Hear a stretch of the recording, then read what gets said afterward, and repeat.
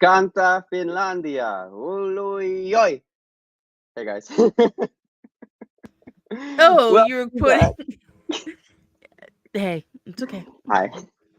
It's us again, you guys. We are back for the summer retro streams, and yeah, we're going to be reviewing 1991, the Eurovision Song Contest that we saw in Rome. K-pop 24/7. Hi. Yeah, we missed you too. We missed you a ton. But like we told you at the end of last Eurovision season, we ain't going nowhere for summer content. So yeah, we missed you guys. Hi. Yeah, I mean, and don't forget, we always have the site, and we've been kind of pumping out the Pride stuff for the month of June. Oh my gosh, it's almost over. Yeah, So stay thank you tuned all because for it's not the we're not support. it's not quite over yet. So yeah, Yeah, we still have, I keep think, an a eye on the couple site. more articles and like a little video coming out.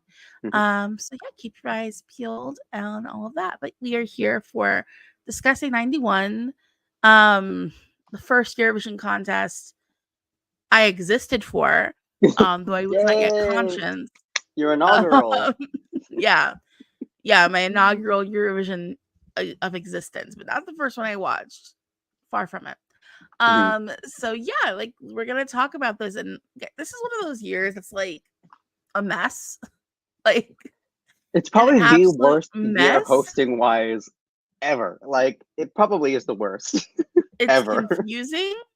I don't understand what's happening. Like The 90% organizers of had to what's step going on. in at one point, interrupt the hosts. Like it was bad. Like especially toward the end of the show, everything was falling apart, and it didn't help that the winner result. We'll get to that. Yeah, We'll get we'll to that. definitely have to get to that because it's like I said, it was absolute chaos. What was occurring on the show. So let's go ahead and let's gonna start by talking about the intro, I guess. Hmm. So like our kind of introduction video was Celebration. Whoa. Yeah. it was like it was giving ad for the Sandals Resort, but like Hmm. they're like it's gonna be the house night because I guess we're in Italy, we gotta play Yeah. house music, right? And it's early '90s, so we have to play Italian house music. Yeah. Um, it was a I mean, it situation. was a good party track to open the show with, but like when it came to the delivery of the actual video, it's almost like you took a group of aliens from a different galaxy, described Madonna to them, and then they were just like, ah, yes, I know what Madonna is. And then you had them recite to you what Madonna is and then create like a visual spectacle. It feels like someone who does not have like great cultural knowledge trying to replicate what Madonna was doing relative to the time. Does that make I sense? mean, that makes sense. It was giving to me, I was getting the vibe this is gonna be relevant to children on TikTok. Hello, the youths. Um, so you know how like that Rafaela Cara song in Spanish Pedro is like trending as a sound on TikTok like the Hmm. last 6 Yeah. months? It made me Yeah. think of that music video, but less interesting. Yeah. There wasn't a lot of spectacle with it. There wasn't quite that much of like a visual identity other than we're dancing on columns and stuff, you know? Yeah, it was It's I like, mean, they have to okay, dance on girl. columns because Rome. Mhm. Yeah, like it was a lot of choices being made. Let me get this pulled over. There we go. So yeah, and then oops, I did not want to start sharing my screen yet. Uh Ah. Sorry about that.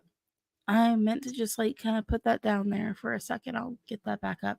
Yeah, so and then we go into our host singing. I am sorry, I am convinced Toto was he was singing with a playback for that I am introduction. as well, because I Like let's clocked that. I watched this 2 days ago and I recognized this isn't his live voice because it's yeah, quite like different. we can give it a second. Hold on, I can pull it back Hmm. up because I'm convinced there's no way this was not a playback. Hmm. 100% playback. Like no way was that not playback.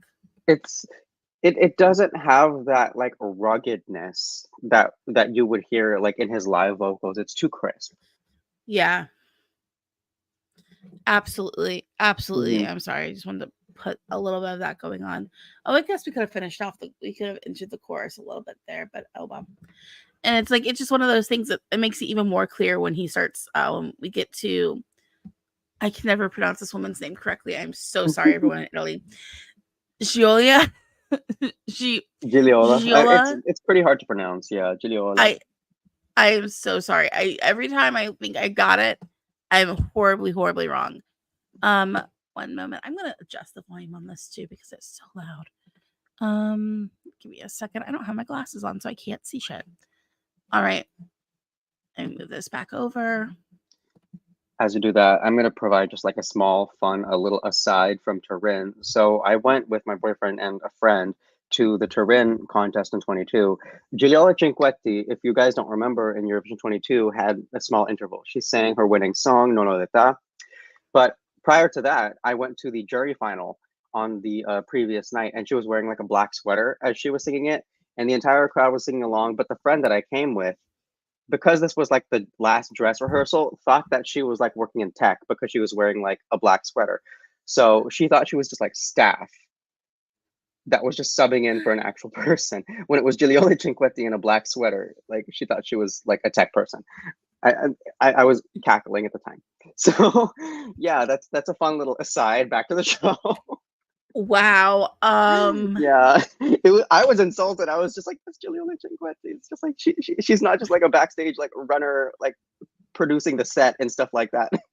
The thing that gets me about that song is like I think there's like there's like 5, 6 different recorded language versions of it. Mm-hmm. And that's Yeah, something I kind of miss from the 60s. Because like if you look back at the 60s, like every country got their own kind of version of everything. Mm-hmm. It wasn't I mean, just France Gall was like a Japanese pop star or something, right? Or she I know has a couple recorded versions in Japanese. I know Non Loeta was popular in Japan. That And there's a honestly makes a Japanese lot of version of sense. that song too. Oh, why do I feel like it would work better in Japanese than it does in Italian? And I love it in Italian. I know I think there's a French version. I know there's an English version.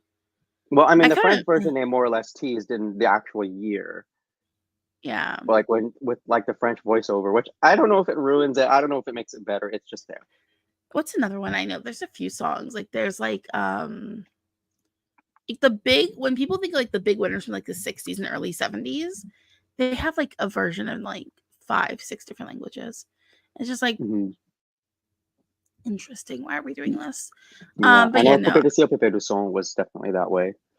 Oh yeah, no, there's 100%. Also, I could write an essay about the influence that song had on a Japanese music genre that came out in the late 90s. Ooh. Oh yeah, like it was heavily influenced by yay music. So yeah. I know it's a weird Period. sentence to say, but let's go ahead. Oh goodness, let's go ahead and let's play a little bit because I think this proves the playback situation. So like she sounds lovely, but if you like Toto I sounds cannot completely different. hear it in my thing. Why is it not playing?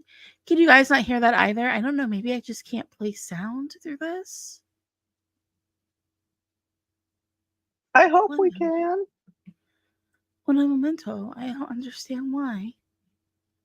I thought it would play sound.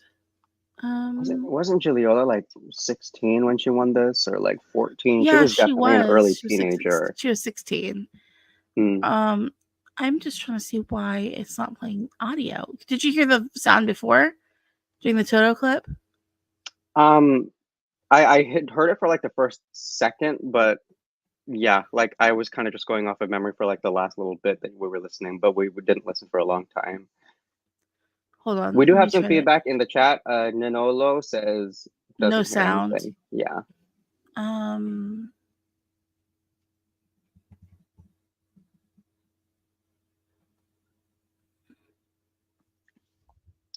Live moments. Gotta love Anything a yet? live moment. No, not yet.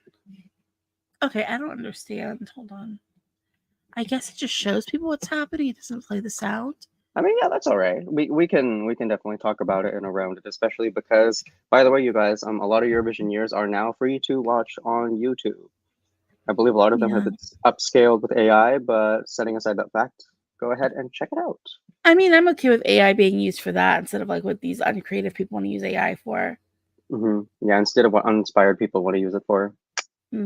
Yep. Hold on. Okay. So yeah, that's I unfortunately only have visual. We don't have audio as well, which is going to be kind of a little sad when we get to like talking about the songs themselves. Yeah. So yeah, that was kind of the introduction. I like that we got a little bit of, her winning song. And I think it was an interesting choice for Italy to choose their two previous winners to be their hosts for the show. Because that turns out so well for everybody every single time. I mean, how often has it happened? Well, we've had moments. We don't ask me that question. I'm like trying to do the math in my head. I think it's really only been like twice. Just 91 and 16? Oh, really? No, 2015. Conchita. You're right. Conchita was a host. But she was like green room, so I'm like, The ladies who were up there being all uncoordinated, like Little Mix singing Building Bridges, were more giving host vibes. Gosh, I can drag that year for hours. I can drag 15 for hours. Bad. I don't think it's that bad. Song-wise, 15 was good, but the actual show, yeah, I can drag that show for hours. It was just like the problem was that the what do they call it? The host just had no charisma.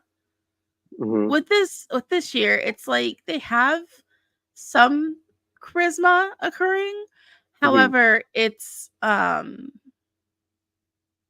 scripted. I don't even know if it's scripted necessarily. I just think they were confused for a lot of it. Like, that's worse. I think there's a lot of confusion. Maybe a tighter script could have helped. There were things happening that were like, I think at one point they like stopped to ask if there was like going to have to be a redo because of like an issue, and then it wasn't for the song. I would have stopped for him, like, now we got to redo this one. We will get to that situation pretty early on in this running order. But yeah, talking about running order, first up we have Yugoslavia with Baby Doll singing Brazil, and I'm just thinking about thoughts for this one. Do you want me to start, or do you want to start? You can start. I'm just getting the song queued up here, and we can talk about some stuff as it plays visually. Brazil, folks. You guys, is so visually challenging for this 90s camera. Like she is quite bright. I like how the outfit is. Okay, I have a lot to say already. Just basically, Do you want me to pause the outfit here? Hold on. Yes, please. Because that like actually segues into the next sequence pretty well. I'm trying to get to a point with the outfit. Like, here we go. We can just pause here. So basically, the outfit, you guys, it's almost like it was inspired by a drag queen without being dragged per se. It might just be like the vibrance that Baby Doll goes for when she was being styled back 33 years ago. But it's not so much the style that's jarring to me. It's the fact that I look behind the singer and I see these Slavic dancers going, Brazil! Let's talk in about, the back. Let's talk about this choreo, because this choreo is a mess. Number one, the styling here. In my notes I wrote, it's giving Yugoslav Charo. Oh, that is way too generous. That is way too generous. Specifically, it's the frog from Thumbelina version of Charo. Yeah. I see it vividly. Yeah, I see that. Oh, I'm expecting her frog sons to try to seduce Thumbelina at this point. That movie like traumatized me. I can't even precisely tell you why. I can't even specifically tell you why. It looks like they didn't know what they were doing when they made the choreo. Like, they have her doing a simple cha-cha. And that's happening. Like, the background dancers look confused. The dude with the Brazil bedazzled hoodie sweater thing. Like, look at that running man. Who is choreographing this? It's just like I feel like the choreographer watched a PowerPoint presentation on Harlem, and that's why the dance looks like it does now. It doesn't feel like it's in sync. It just looks like, okay, guys, you're gonna get up there, you're gonna do the running man in a circle. And then you're gonna have to go off and do like a little bit of like some break dancing and your MC Hammer pants. Yeah, and then as a song, it's not terrible. It's It's a not good bad. start to the It's show. Is that like summary. Like yeah, it's like upbeat yeah, and it's summary. summery. Uh-huh. I find it to be very um messy Alarming. and It's like not polished.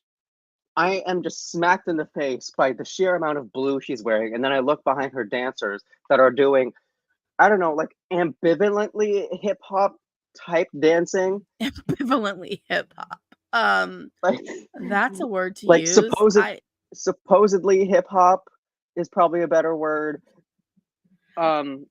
It's just Accusedly very hip hop. it's I mean, I like her performance energy. Like she is up yeah, there. She is deciding to slay. And opening the show is very hard, you guys. She it did get is. second to last though.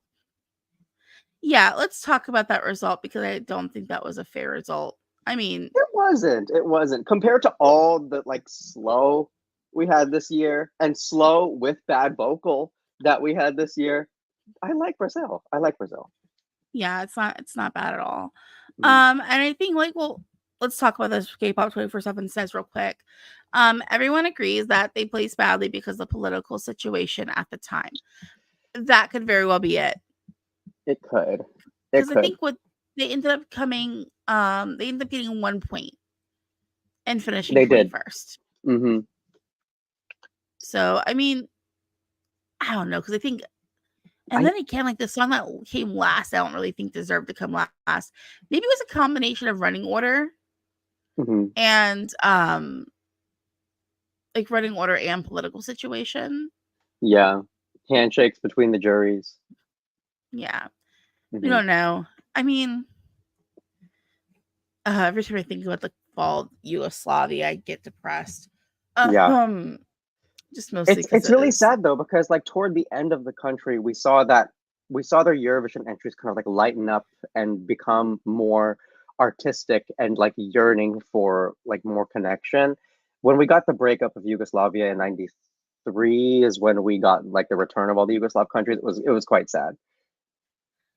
I mean, I usually think of it as being sad with nothing to do with Eurovision at all. Mm, Just like mhm. it's always sad when you're going into that much loss of human life.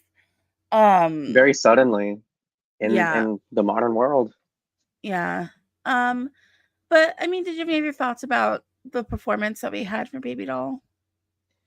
Um, no, like that was all the love that I could give it. Oh Truly. my goodness. All right, well, we're gonna go on and talk about Iceland. They're up next. We're talking about Nina by Mhm. Stefan and Effie. And I'm gonna go ahead and hit play here because I have it queued up and we're good to go. We can talk about this one.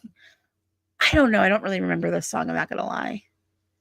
This used to be one of my favorites back when I was doing my first rewatches of Eurovision like a decade ago. Oh, Um, really? I'm confused by their styling, almost completely confused by it. He looks like he works as a bathroom attendant in a fancy country club, Oh my but gosh. with a sweatband on his head for some reason. Like he forgot to take it off after he played his free game of like tennis Hmm. that he gets for being like an employee. Um, sonically, I don't know. Like I'm being shown a piano, but all I'm hearing is a Casio with a bad setting on it. Oh God. I this song is so of its time. Like It it is. literally sounds like back in the 90s, every movie, especially if it was a family movie, had a like song that was meant to be like their radio hit Hmm. after the show came out. And it was usually sung by like some kind of famous pop singer. It was like a ballad, and it was always like the worst song in the movie. So, like for example, like with Beauty and the Beast, you have the version from the actual movie of Beauty and the Beast, and that's like sung by Mrs. Potts. Was like Angela Lansbury who played her, Yeah, Angela and then you Lansbury. also have like this duet pop version as the Hmm. credits ran, and this is giving duet pop version of that. I totally see that. I almost want to say like, where's like Tim Allen? Because I Yeah. feel like it would be. It's that kind of aspect of cinema. I know exactly what you're talking about because these kind of Mhm. movies will come all around at Christmas time for me. It does have a Christmassy vibe to it too, though. This song and oh, the backing singers. Oh, their jackets are like it's dated for 91. I It would say is, but, like, it's I dated for love it. 91. Yeah. I'm not gonna lie, and I mean, like, the male backing singer looks like Fabio. I don't understand what's happening. I just, like The we're like still in the bassist 80s. that's out there like doing twirls. Is that a bass or is that a cello? That's a cello, I hun. would not be able to tell you. Is it a cello? Okay, I because I'm think so. It probably going to be seems kinda corrected. small to be a bass. Hmm. Um, I don't know. I don't know string instruments. I don't know I instruments very much just at all. it's a lot happening. I'm gonna just I don't know Everything's because it's like fighting for it's your hard. attention, including this man. It's like, "Sir, why are we, like, spinning our cello or our bass or whatever this is you're playing?" I think it's a cello. Yay! Yeah, It's not it's an too small to be a unpleasant bass. thing to listen to, but it's just a ballad in 91, which I feel like you're gonna hear me kind of say a lot this year. I love a good Yeah, ballad. And I love cheese. I love corniness. I love pathetic longing, all that good stuff. But this year they kind of they take it a step further. it's too much. Mhm. It's a little too much for me, that cheese factor, and that's like I It's feel like that's extremely the problem I cheesy. have with this year, is that so many songs just kinda bleed together Mhm. as cheesiness, and also, we haven't talked about the postcards yet. Just a second of that. I like the postcards. These are some of my favorite postcards ever. Ever. Mm. I like Again, the let them sing idea of, Italian like pop. yeah, I'm like, "Oh, you guys have to sing songs from San Remo. Um, enjoy, have a good time." I Mhm. also love the graphic design that's happening on these postcards because Mhm. it's giving State of the art. Photoshop 1. Mhm. It's giving, like, oh my gosh, like, graphic design is my passion. I Mhm. genuinely love these postcards. They are so, like, of the time, visually Mhm. speaking. I do In the like the best fact that, way. like yeah, and I do like the fact that, like, song-wise, it's just basically doing, like, pop songs. Mhm. Um, but yeah, do you have any other thoughts about Iceland? No, I'm ready to move on to song number 3. Okay, so next up we have Malta. This one is called "Could It Be," and it's by oh my gosh, Giordimania and Georgina. Let me tell you, I like this. Like You for a do? 90s pop ballad, yes, it sounds very Wow! much of its time, but the Uh-huh. orchestration actually sounds lush and full. Yeah, Mhm. it doesn't sound like it doesn't have that like bad Casio setting going on that makes me instantly Mhm. think dated and I hate this. Also, the Mhm. vocals like really rich from both of these singers. Like Mhm. it Very rich, sounds you're like right. it okay, it yeah, like the production actually sounds like they put money into it. I think is the Mhm. way I want to phrase it more. Because it has all the same hallmarks of being an ending song like Iceland. Credit song from like a children's movie. However, Mhm. with this Yes! one, this is a credit this is still giving credits from a children's movie song. However, it has money behind it. It doesn't sound cheap like a lot of the other Mhm. songs do this year. Mhm. So like I Yeah, think that's there what a lot of elevates this thought one for went me. into the arrangement with the orchestra. You can tell just by like the steps and all the song and how it just feels so eventful. Yeah. And like I think that that's one of the things that works best in its favor. Mhm. Just the fact that like it doesn't sound like dashed together. And like Mhm. there's a lot of thought put into like where to place people and everything. Um y- yeah, it sounds of its time, but like at least it sounds like they put effort behind it. Yeah. Like this would actually be the ending to like a Disney movie, whereas the other one would be like, I don't know, what was a cheap production company before? Touchstone? No, Touchstone wasn't cheap. Blue Sky. Some was that a production company back then? Yeah, I think they did like the Rio movies. and like Oh, Alpha Omega, stuff like that. I guess. I don't know. I've never seen Rio. It wasn't good. It's any movie that features like a goofy male animalistic protagonist. Yeah, I Um. just Anyways, yeah. back on topic. This song, it's a little surprising for you to listen to what Malta used to do back in the early 90s and then kind of like what they do now. Now I kind of just feel like they go for whatever pop sound they think is relevant. But back then they used to be sentimental. They used to be romantic. Like I'm thinking 91 through like 94, those Maltese entries, how they used to just be so, yeah, sentimental. And I like that era of Malta so much. I miss it. Honestly, I think that but they were still chasing what pop was happening in pop music at the same time, Mm-hmm. because that's the kind of sound that was happening in popular music, in the late 80s, early 90s. Mm-hmm. Like, it sounds very much of its time. I'm not letting you out of the room, Igor. I'm not moving right now. He's like on the floor, purring and rolling by the door. It's very cute, but I'm not letting him out. Aw. Yeah. So overall, I think it wasn't bad. Mm-hmm. It was just kind of very, I don't know, it's a phrase. It was I polished to enjoy leave it. an impact. Exactly. Yeah. And I mean, but it still came six. Like, this was back when Malta was just living in the top 10. Mm-hmm. I don't know what happened to Malta, why they stopped living in the top. Actually, I think I have a theory.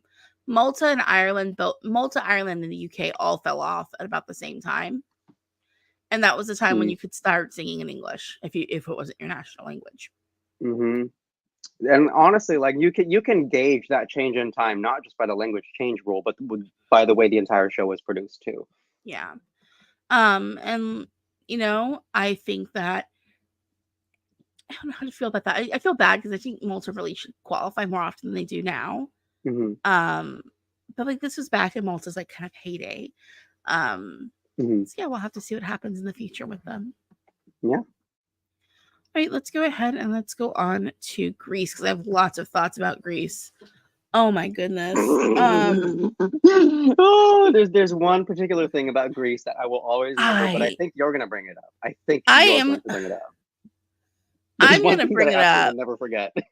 I'm going to be violent about it. But Okay, let's kind of like, lay it flat. before we get into that, the song is Anishi by Sofia Vosso. Mm-hmm. First off, I have nothing against Sophia. She sounds amazing. She Mm-hmm. looks great. Like, The scatting was, oh my god, that was elite. yeah, like, no, her styling was honestly absolutely amazing. 1 second here. I'm Mm-hmm. just getting this pulled up. I'm so sorry. Her Um, styling is like classic Mediterranean woman. I don't even know how else to describe it. It's just like I would she's class. trust She looks like class. pure class, like just Mm-hmm. pure dripping in jewels class. Looks amazing. The Mm-hmm. structure of the song is like, has impact, it has movement, and Mm-hmm. it's a song that actually sounds like something you want to listen to. Yeah. Like, it sounds a bit dated, but everything this year sounds a bit dated. Mm-hmm. Um and yeah. However, let's talk about the saxophone here. That sax solo. Oh, I just got to the sax solo. I can hear it. You guys can't. Oh, You gotta I don't love know live how many of you guys. instrumentation. I don't know how many of you played sax. Okay, I've heard legend tells that this was a man who was hired the day of. Like, I heard he was hired the day of, because the original saxophonist wasn't getting paid enough, and he was like, "Oh, okay, we'll do this." And the guy had never heard the song before. That's not an excuse, okay? Not at all. I am a saxophonist as well. Okay. When you play saxophone, at least in the US, you do a lot of jazz music too. Mm-hmm. It's not just playing classical or whatever genre. And if you're playing jazz music, you have to be able to improvise and think on your feet when you play. Mm-hmm. Another thing, even like sight reading. If you are a professional musician, you should be able to sit down and sight read a song and be in tune. Number two, it's just, oh God, it's so bad. It's like, did he not want us to read enough? Like, I literally can't think of how this happened, but it did give me flashbacks to 7th grade. Okay. Because in 7th grade, I was in a band that you had to audition for. So we had the teacher come to our elementary schools. We auditioned for him, and he was like, okay, this is the band you'll be placed in. 1 second, Mytho just broke in the room. I'm going to pause. I'll talk to the folks for now. Hold on. Okay, we're good. Okay. So, right. So what ended up happening is we auditioned for our parts in the band class. And then after we auditioned, the teacher like would place you and then you know what class you were in. So in 7th grade, I auditioned for my band class. I got put in the second highest band. And I was doing clarinet at the time.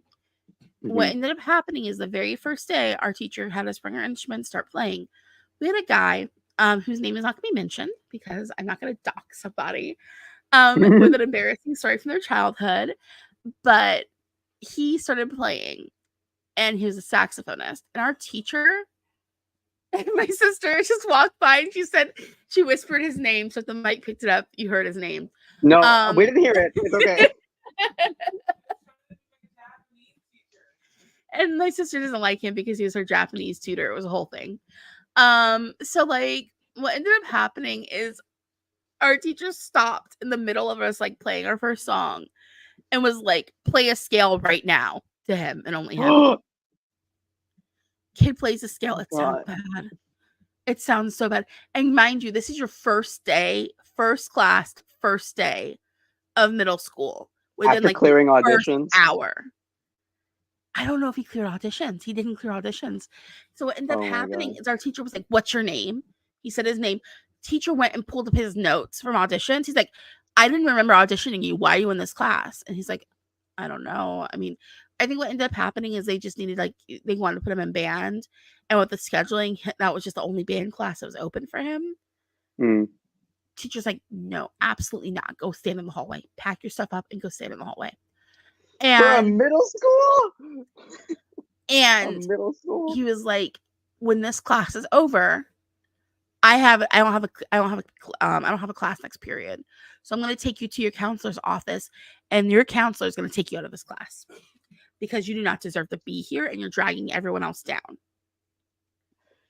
So then he leaves with this kid after class is over, and I was standing like, because our band teacher had a reputation that preceded him.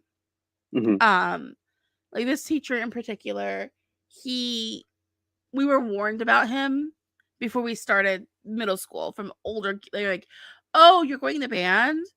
Watch out, because the middle school teacher, like, he'll throw stuff at you. He'll scream at you. He's like, it's very intense. If you've ever seen the movie Whiplash, it's Whiplash. But he'd been like, oh, but he lost a lot of weight, so he's nicer now.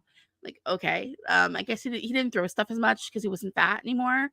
At everybody, but like he still would scream at you. And like I sat front center, like right in front of the thing is where I sat for like classes. Oh my God. Or like I remember being like, oh my gosh, what the heck's happening here? And the reason so leaves this kid and then gone for like 6 months. Halfway through the school year, this kid comes back and he's amazing. Like this teacher basically just completely like broke him down. But when he came back after he went to beginning band classes for half the year, was a fantastic saxophonist. And now he's a professional musician. He got Dua Lipa into being good. Exactly. And he's a professional saxophonist now. Like that is how he makes his money. So like I'm thinking about this teacher completely like that was an interesting class because of that class, I think there's like 6 or 7 kids who grew up to do music professionally or to teach music. Like that class literally produced like 4 music teachers, including him. Yay. So like, yeah. So maybe it's not always bad when an adult screeches at you and breaks you down completely. Maybe that's a positive thing. I wish that because happened with this saxophonist because we needed a better solo. yeah, I'm sorry. I that was a whole tangent there.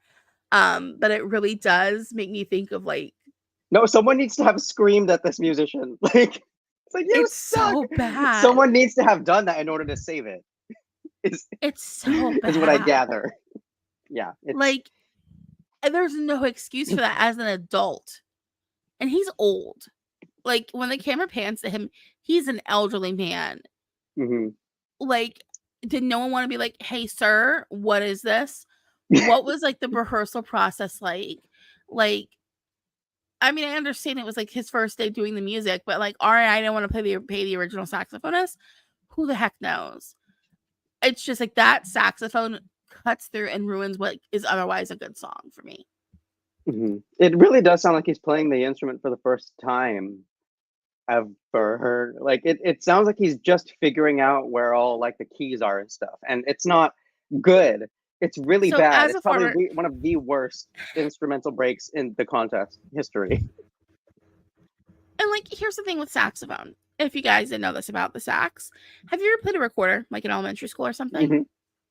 So you can play saxophone. Well, you know the fingering for saxophone. Hmm. You probably would sound like this because you wouldn't know how to hold your mouth.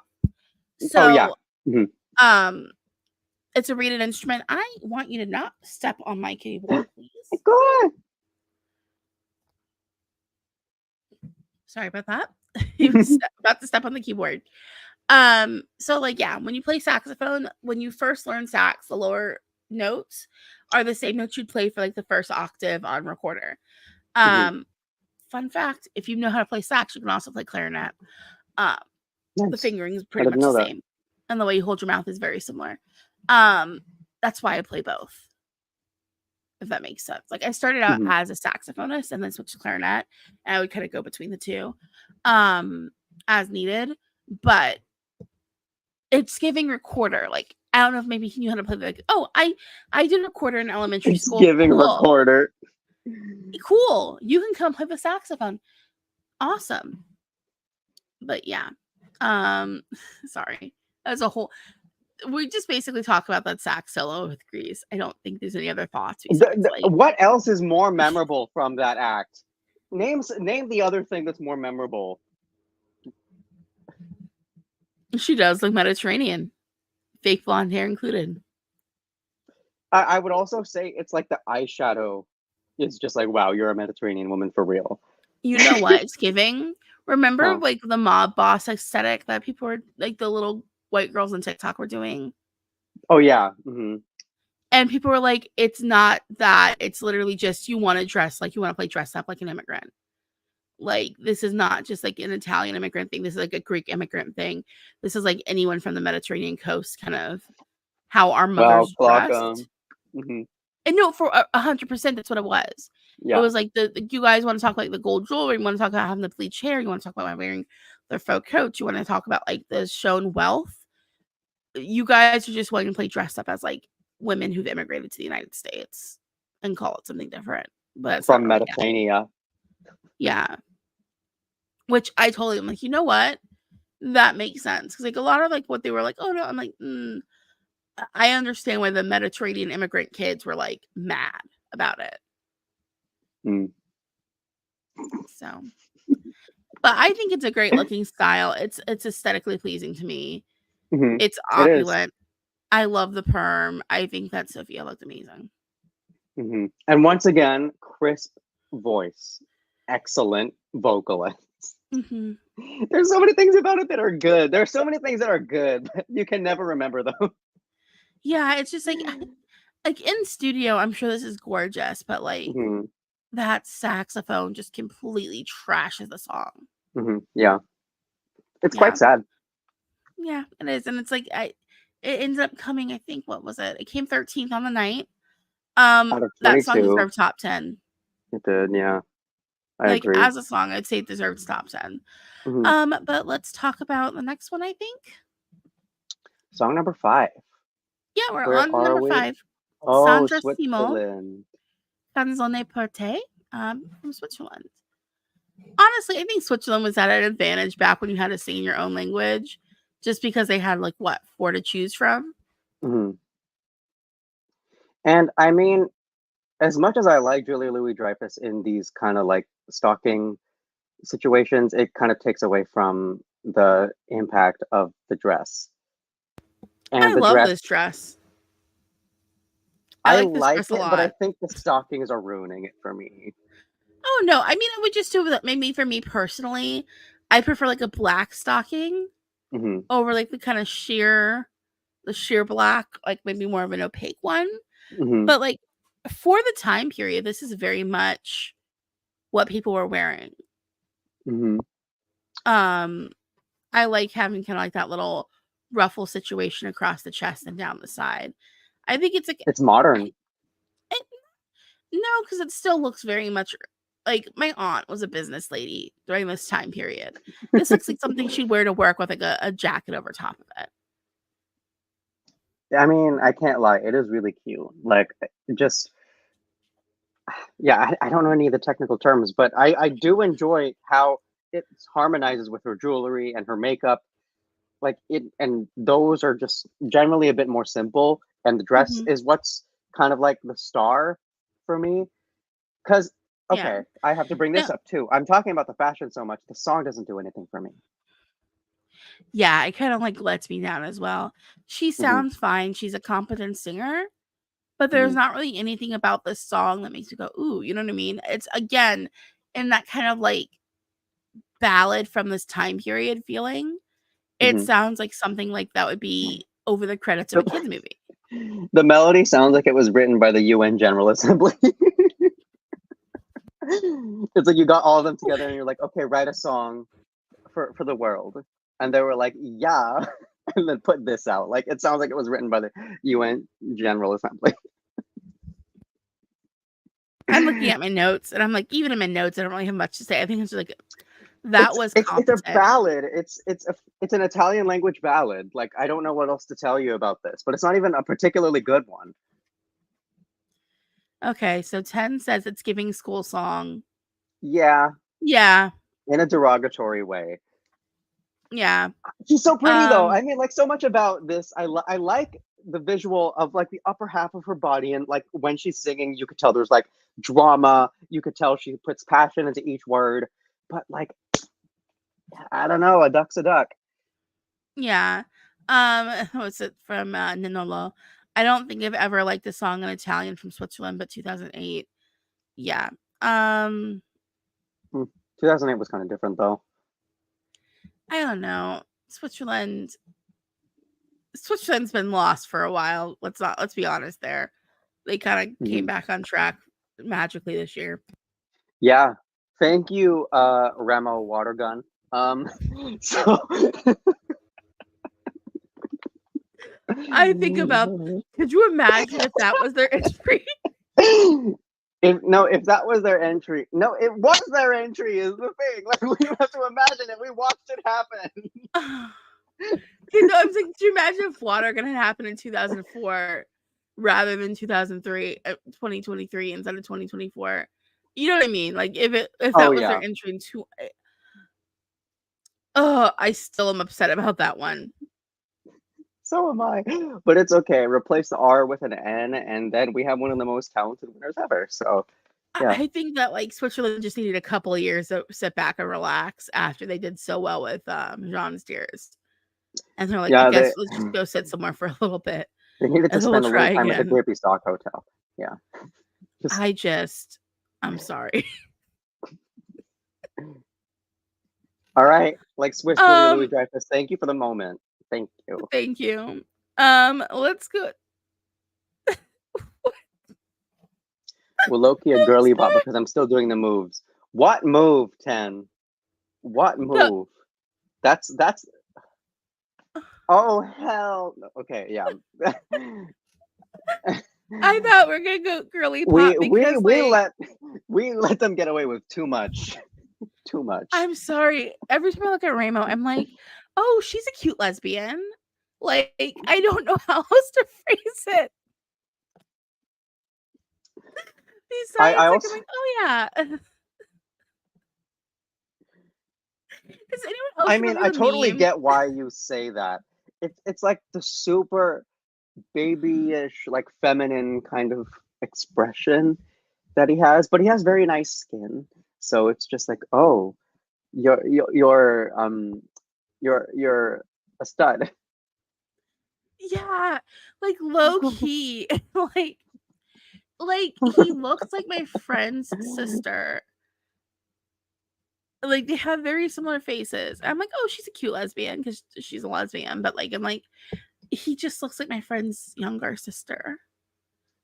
And like I think about that But every time I see him. he's like a 30-year-old Swiss man, isn't he? Like, Yeah. Okay. Sorry. Um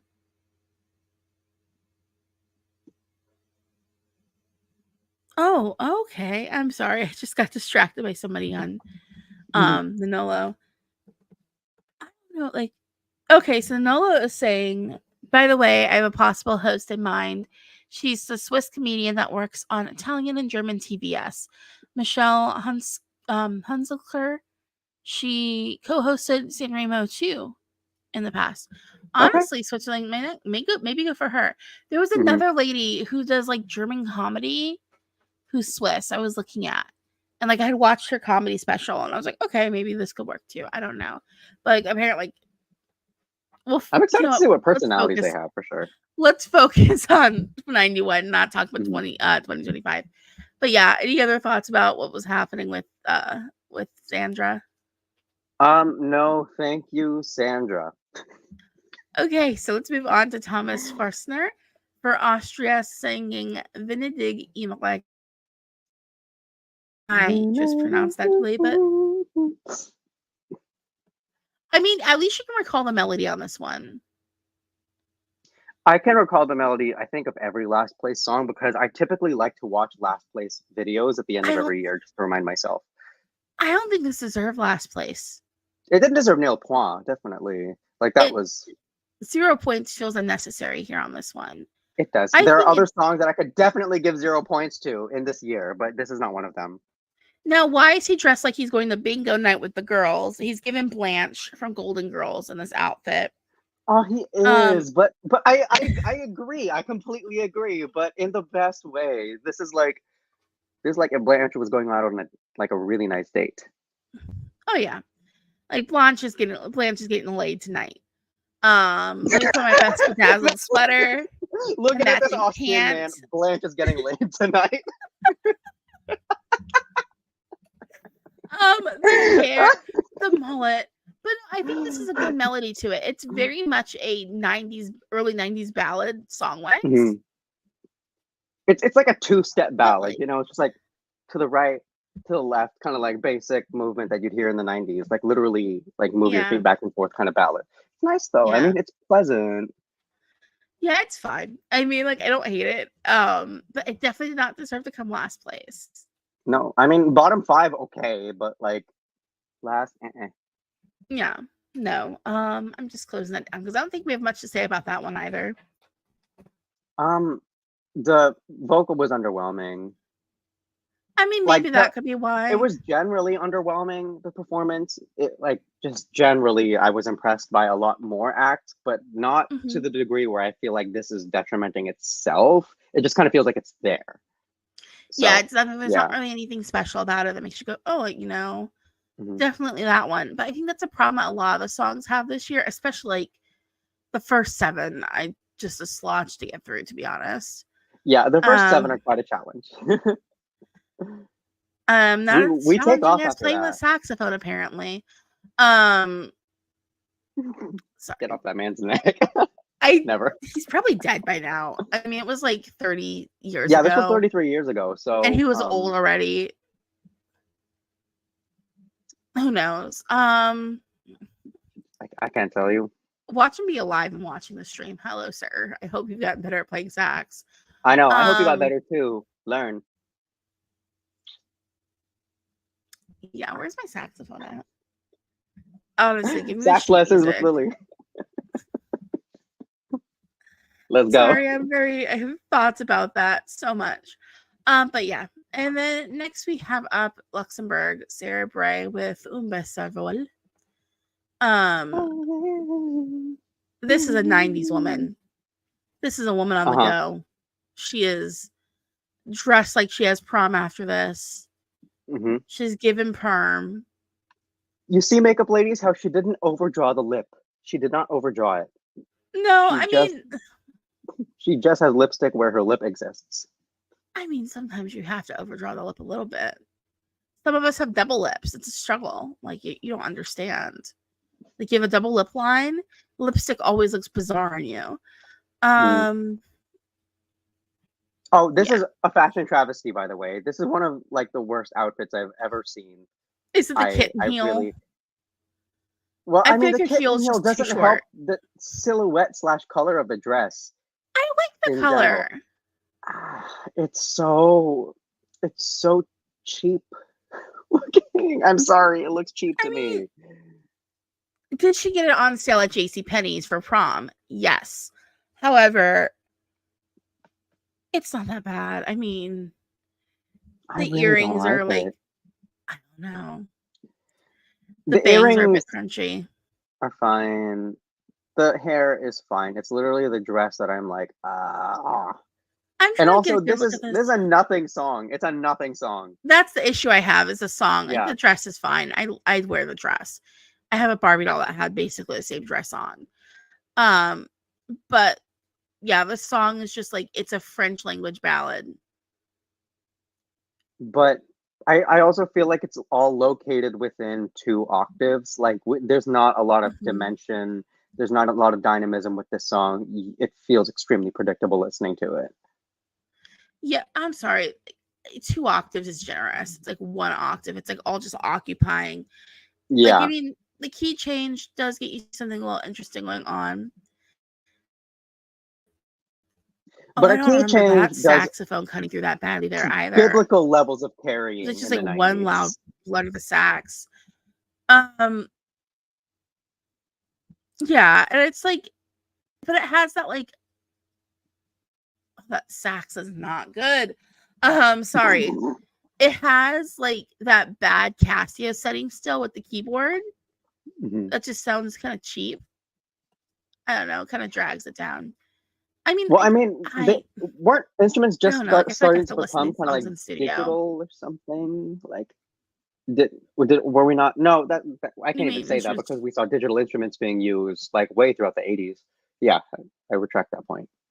Yeah. No, it's like, when I say Casio, it's like a specific sound that like was popular in production from the 80s and through to the mid 90s on the keyboard. And it's like, it would have been much better if you just gave me an actual piano, I feel like. Yeah. Anyways. Just to hear that rounded timbre would have been really nice.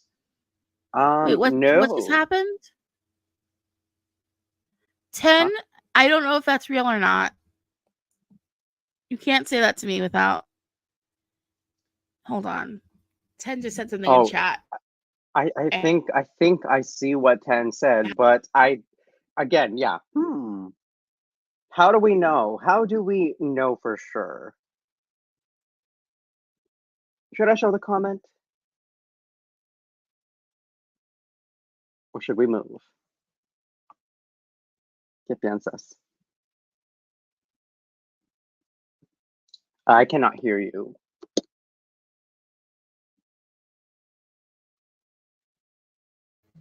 How about now? Yeah, I can hear you. I'm sorry about that. I kind of moved my mic too fast.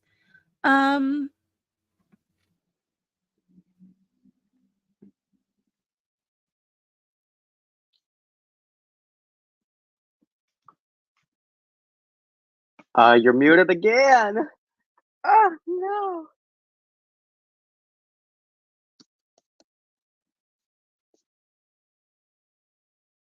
All right, as we wait for Lily to come back. So I'm going to talk to you guys about what 10 is suggesting in our comments. So I guess Just from Eurovision 2024 might be coming back for the 2025 season. According to 10, he's campaigning again. It's good to see that an act would like to come back to kind of just redeem themselves after frankly, the humiliation that was this whole last year. So yeah, it'd be good to see a layup, if you will, to use a basketball term. Can you hear me? Yes, ma'am. Okay, cool. So let's go ahead and talk about song number 8, and finally some good food. Let's go ahead and let's just hit it with Corolla singing Fountain of the Stormwind. What was that noise? You The were most singing her chaotic like opening for any Eurovision song. It's like you come in sailing with a belt twice. Like she's like, oh, I'm gonna show off my vocals here. Hold on. Here we go. Yes. Yeah, as no, she's I'm sprinting on sorry. stage, as she I'm having to sprints go on back. stage. I just the way she runs on the stage, and I'm like, okay, we're going for chaos. Good for you, girl. Why is it not giving me the option to show my She screen? used to look so different back then. Like her face shape is so different.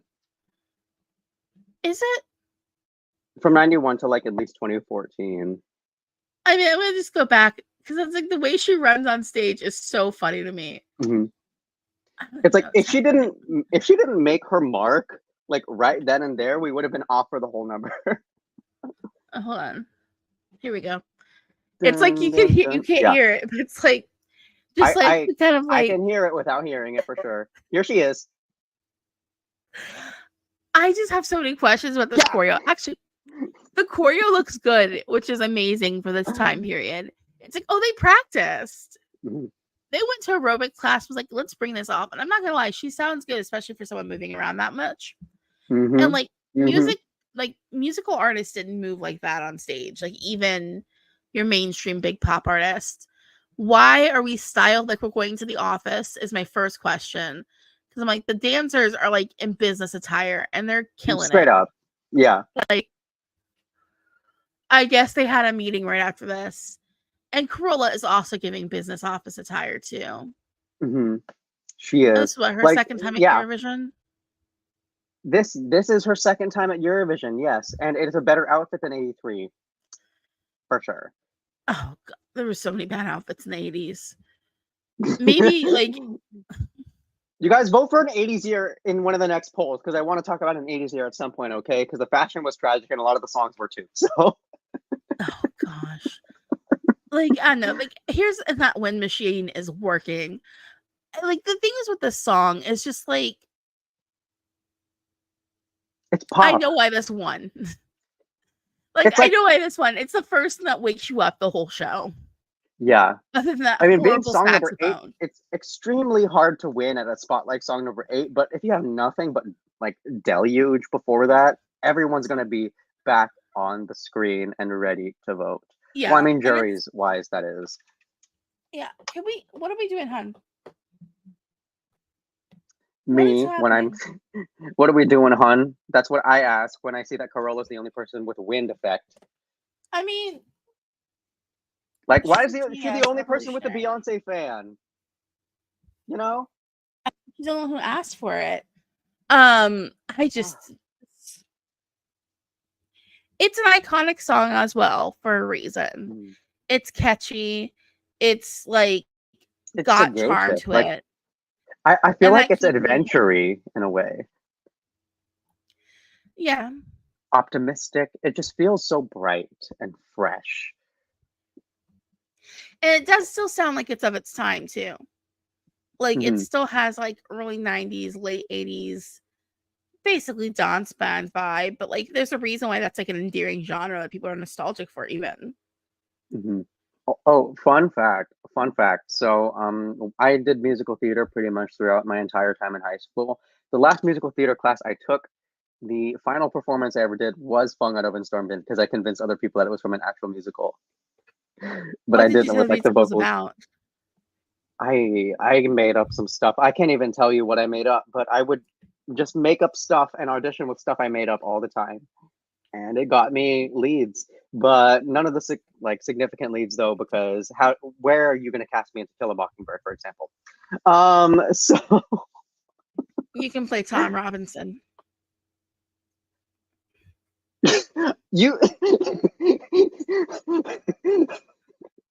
I was Hecate. They made me the cop.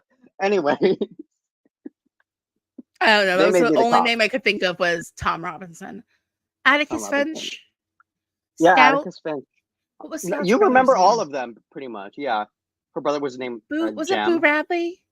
Boo Boo Radley was Radley. in it. Yeah, Boo Radley and his Boo Um. Radley's daughter Mabel, something like that.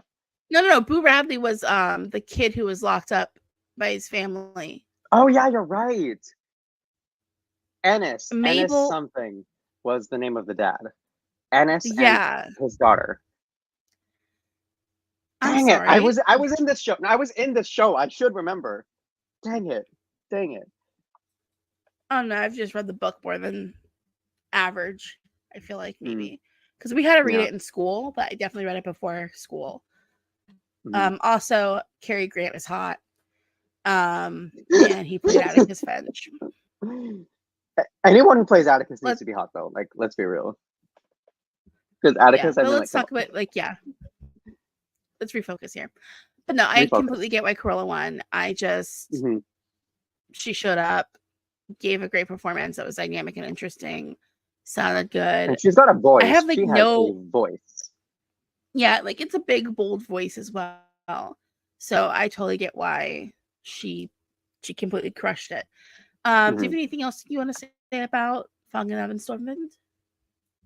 Um, Other than it took us to Malmo, which is one of also my favorite Eurovision years, '92. So yeah, like I'm thankful for that. But other than that, Was that yeah, no, you've said everything. was 92 that had like the Viking ship background? Yes. Oh gosh, it was one of the best Okay, years ever. That was '92. So let's good. talk about France because we can't talk about this year without talking about France. The fact that I don't Sweden and tied France were winner. back to I don't back. care. I don't care. This is a tied winner. It deserved the tied Yeah, trophy. As a matter of fact, I would honestly give this the flowers in comparison to Corolla because you can get good Swedish pop anytime. You know, a moment, you can get please. good Swedish pop. So this is Amina. Amina is singing C'est la dernière qui est parlé qui en chanson. Not gonna lie, this I would take as the winner over Fangen and Stormwind. Me Because too. I'm sorry, as good as that song as Fangen and Stormwind is, it's just Swedish pop. Like Amina showed up, it was like, oh, we're doing art today. And like, yeah, we have like meaningful hand movements.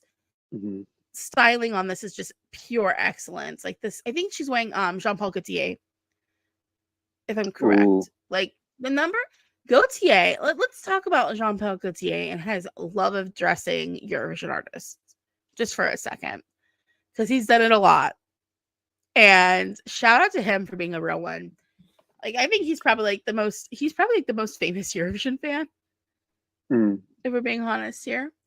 But no, like she looks amazing. Like the vocals are so mesmerizing. Hmm. Everything she does, like you can't take your eyes off of her as she is performing. And it's Also, what I like, really miss about the early '90s is just like this extremely prevalent like African culture that we saw all throughout the Western world in the especially early from '90s. France. Yeah, it's just amazing because you see just the different levels of art they produce. Like the previous year, tied for second place, White and Black Blues, or like the year following this, um, I forget the name of the song, but like there's a significant amount of time in the early '90s where France was pointedly sending African or like a French Black And artists to Caribbean. give a cultural showcase of the French diaspora or like the French yeah, just where you would find the French language spoken, and this is no exception. This is pure visual art. It's pure sonic art, performance art. It's perfect. I don't have any hmm notes. Like, here's what it is. Because when And it comes it's a to tied France, winner. like that, how do I phrase this? I would have given the win to this one over. And like, and to be fair, if it was the current tiebreak rules, this would have won. And I think that it would have been a better. I think it's also more timeless because Mm-hmm. like with minimal changes, you could send this song to Eurovision now and it would still do well.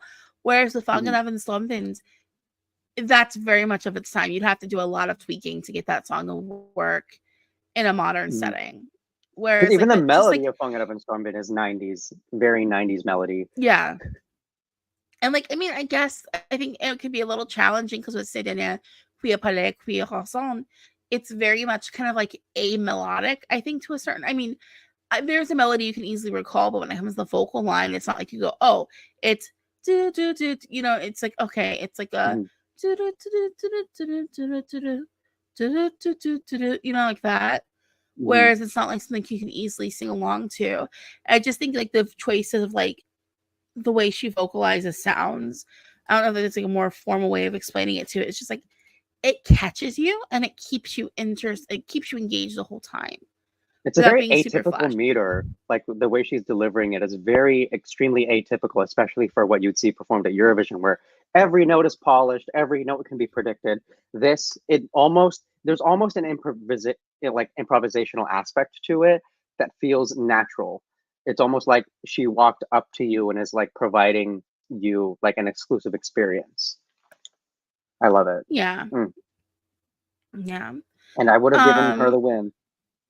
I would have too. I found that it's a much more engaging song than oh, for me personally it is. And it's just like I feel like it's one of those ones that has a timeless quality to it. Um, like how whatever people complain about 2017's winner, Amar Mhm. Pelos Deutsch. Mhm. I'm sorry, but name another Eurovision song that could literally win any year of the contest. Any Eurovision song that could have won it any year. Zita Buoni. Exactly. Yeah, you can't. Yeah, no, Like, like it's like in there's such a timeless quality of it. mhm. So now we're moving on to Turkey in another iconic kind of confused hosting moment. Where Toto I guess is asking for how to pronounce The the letter Turkish K. artist. Yeah. He's asking how to pronounce the letter K. No, I skip that part every time because it's just like Toto, stop, back, back At the least hell he up. wants Like, to get the name no. right. At least he wants to get it right. But yeah, we have Turkey and the song is Iki Dakika. With that is hard to say. Iki Dakika? I'm saying that correctly? Yeah. Okay. So we have Iki Dakika, and this is performed by Khan Ruler. Oh wow. You know what? Never mind, Toto. I totally get why you were struggling here. Because Turkish is hard for me. Khan Uğurlar, İzel Silokos, and then Reyhan Karaka. So this is Turkey's song that we're on to now. And you know what? It is. What? Okay. What? I like this one. Hmm. I tend to Yeah. like what Turkey brought most years. It's a little chaotic. The horn section is so much fun. There's like this It's so choreo that's like beachy. energetic. It's I like how so they're dressed like beachy. the Italian flag. Oh That God, was a they are. choice. Wow, I they mean, are. I didn't even notice that. I mean, it's more pink. It's a saturated, oddly Italian flag, but hey, Mhm. it still comes across. Like this is But the no, it kind of does. song. It's like a surfing song. Yeah, it's definitely giving surfer rock. It 100% Like is party in like Bikini Bottom. That's that's the essence it I get. makes it's like 60s California. It is. It really is 60s California, which I mean, like Turkey of all countries doing that. Love you. Yeah, I Love mean, that. It's big cheese. It's a big cheesy song, but it's great. It's candy. It's pure sugar. I would expect it from Greece because I feel like a lot of like that surf music from like the 60s sounds Greek to me, if that Mhm. makes sense. Yeah. It just yeah. But no, this has its own charms here. 10 says early Beach Boys. Yeah, it's giving early Beach Boys, but with not as good Mhm. harmonies.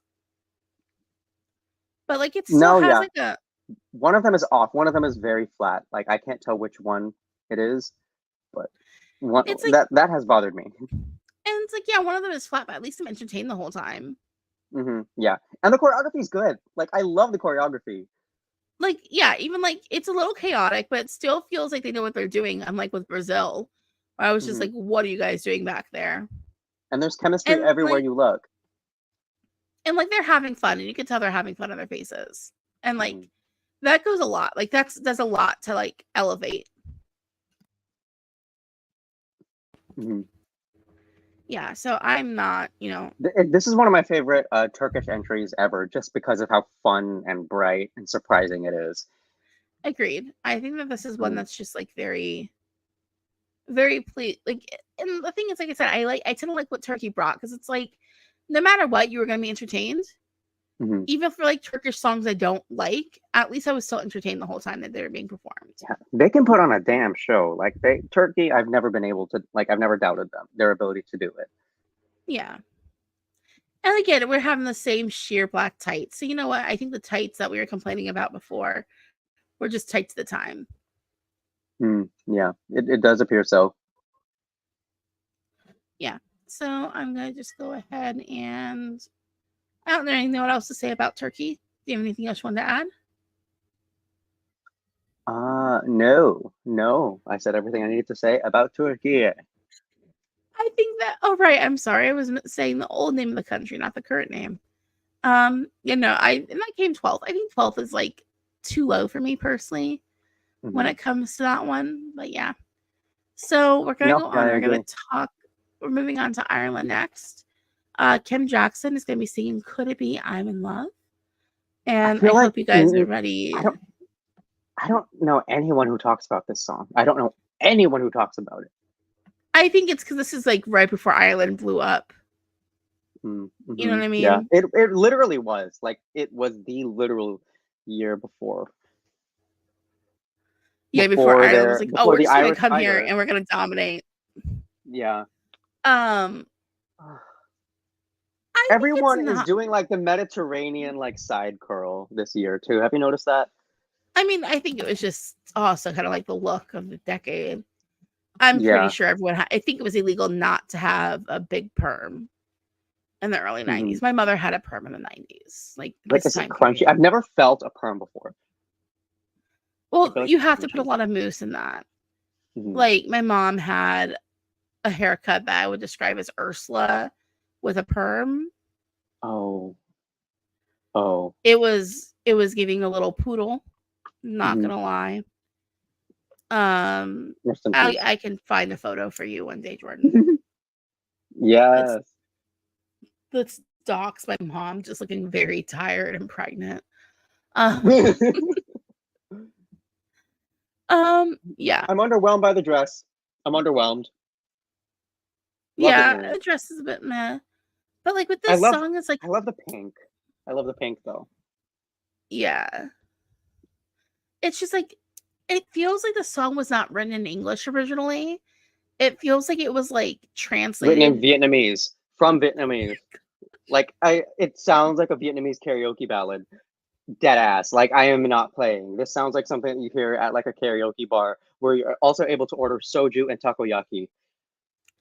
Like That is a combination of things.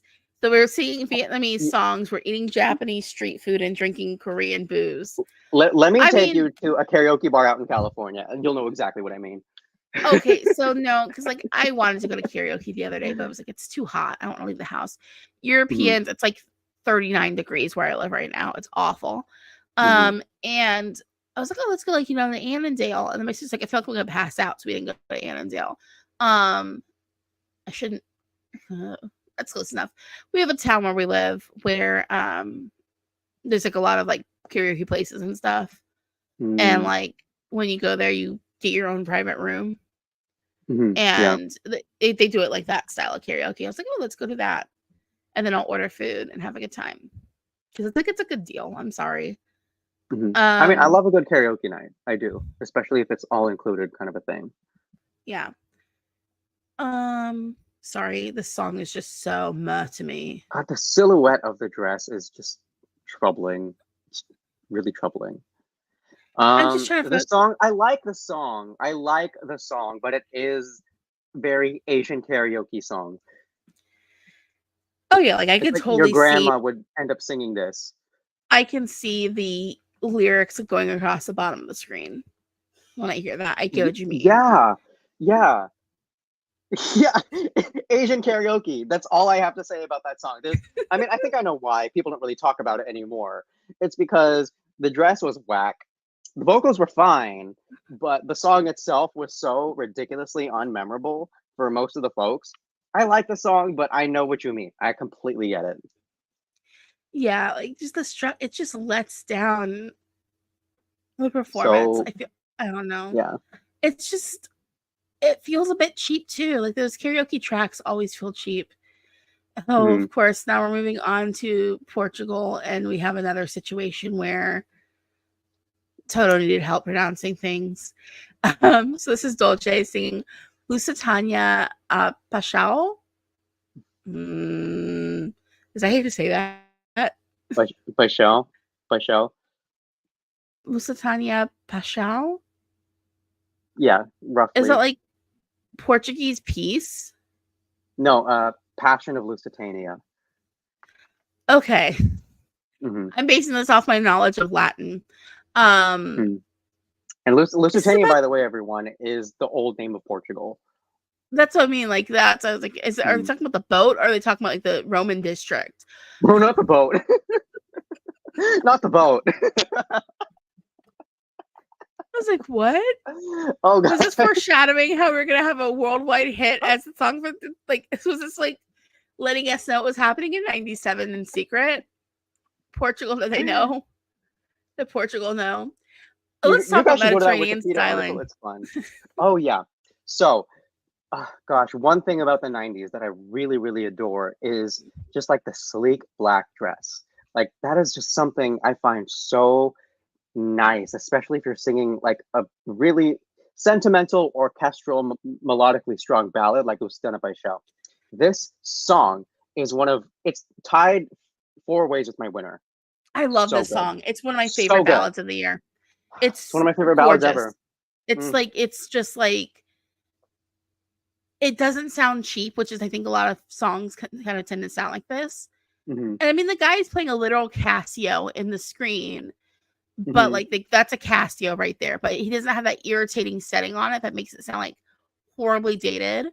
The biggest issue I have with the styling though, because you brought it up with a sleek black dress, I like how like you have like this kind of mesh situation happening when we're getting a hmm little bit of leg. I hate though how the dress details are silver, but she's wearing gold jewelry. Just saying. Um, Oh, you're right. You're right. Huh. Okay. but she has on her little Albanian nude lip. Yeah, The hair she is does. amazing. Like I think other than like the gold and silver like issue, she looks great. This song though just hits me hard in the heart. Like it goes.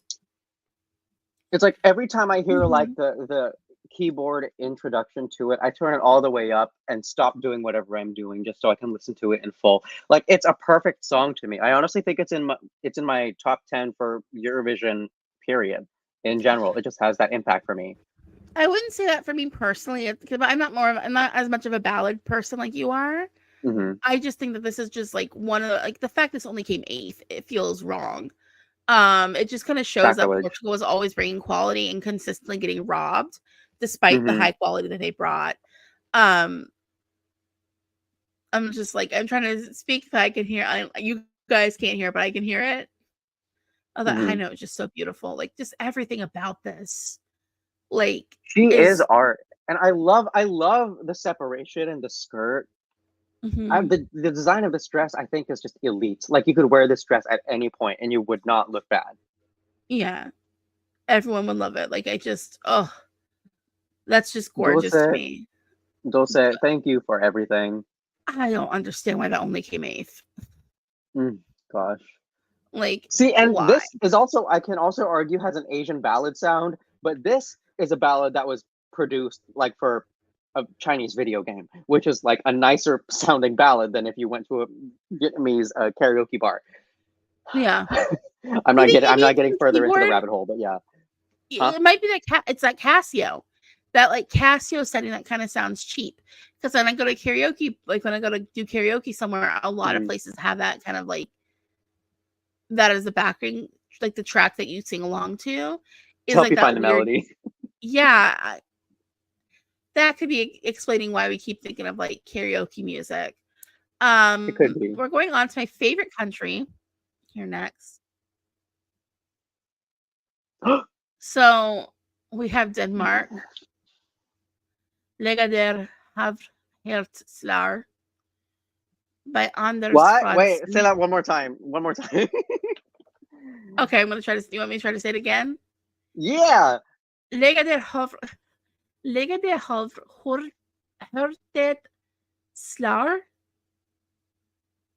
Yeah. I want to hear that in the club. Anyways, Denmark, you guys. So, what was this gentleman's name again? His name Just was missed it. Anders Frodsen. I had a Mhm. friend named Anders in high school. I don't even think I've ever known an Anders. Well, I mean, think about the Anders I knew because I remember we had the person who introduced me to Eurovision kept pronouncing his name very Norwegian. Hmm. He's like, I'm from the States, yo. Just call me, like, Anders. the English way of pronouncing it. Yeah. So this song does nothing for me. There's also another Asian karaoke song, but in the most degenerative way you can think of.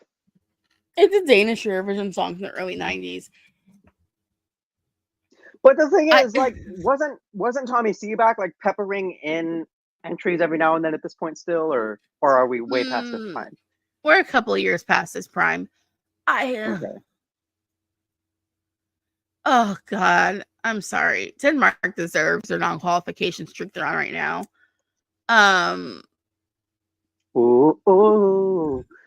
Yeah, this song, it got 19th place, you guys, and it got 8 points overall.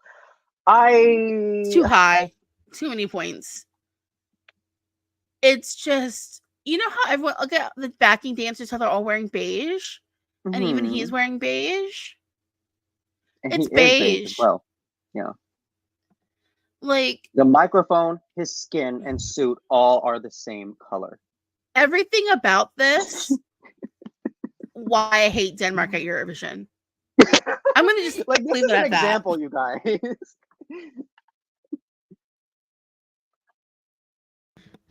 Anytime, if anyone ever asks me again, why don't you like Eurovision, like Denmark at Eurovision, I'm gonna just show them that the screenshot right here, that shot right there, baby, where everything is just beige.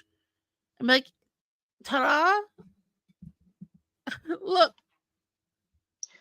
It's like I didn't expect that in the 90s would be the first time we encountered just the ether of sad beige, you know? Because this is what you call sad beige. A sad beige, like, baby. when you're fading into kind of like, because it almost looks poofs-ish if you look at it with the background, and that makes me hate it even more.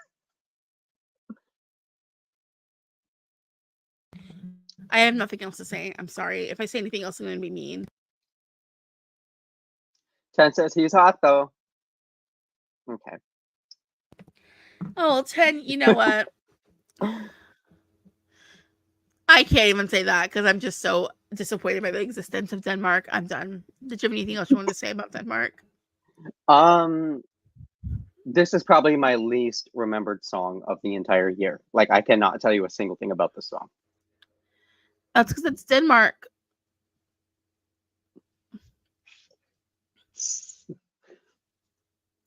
Okay. Let's not song. pretend. Yeah. Next, we're moving on to Norway, which again, Norway back at this time was also rough to get through. I liked Mrs. Thompson. Mrs. Thompson. All right. It's like we're talking opening about Mrs. song to a Thompson. musical that you'll never watch again. Like, that's what it I'm not me. Saying it. I wasn't saying that about the song in general. I was just saying that about Norway in general when it comes to Eurovision. So we have Just for Fun singing Mrs. Thompson. And like you said, it does give me opening to a sitcom is what I get more of a vibe from. Yeah. I see that totally. Like, I like this. Like, the little drum beat that comes in is fun. It's not bad.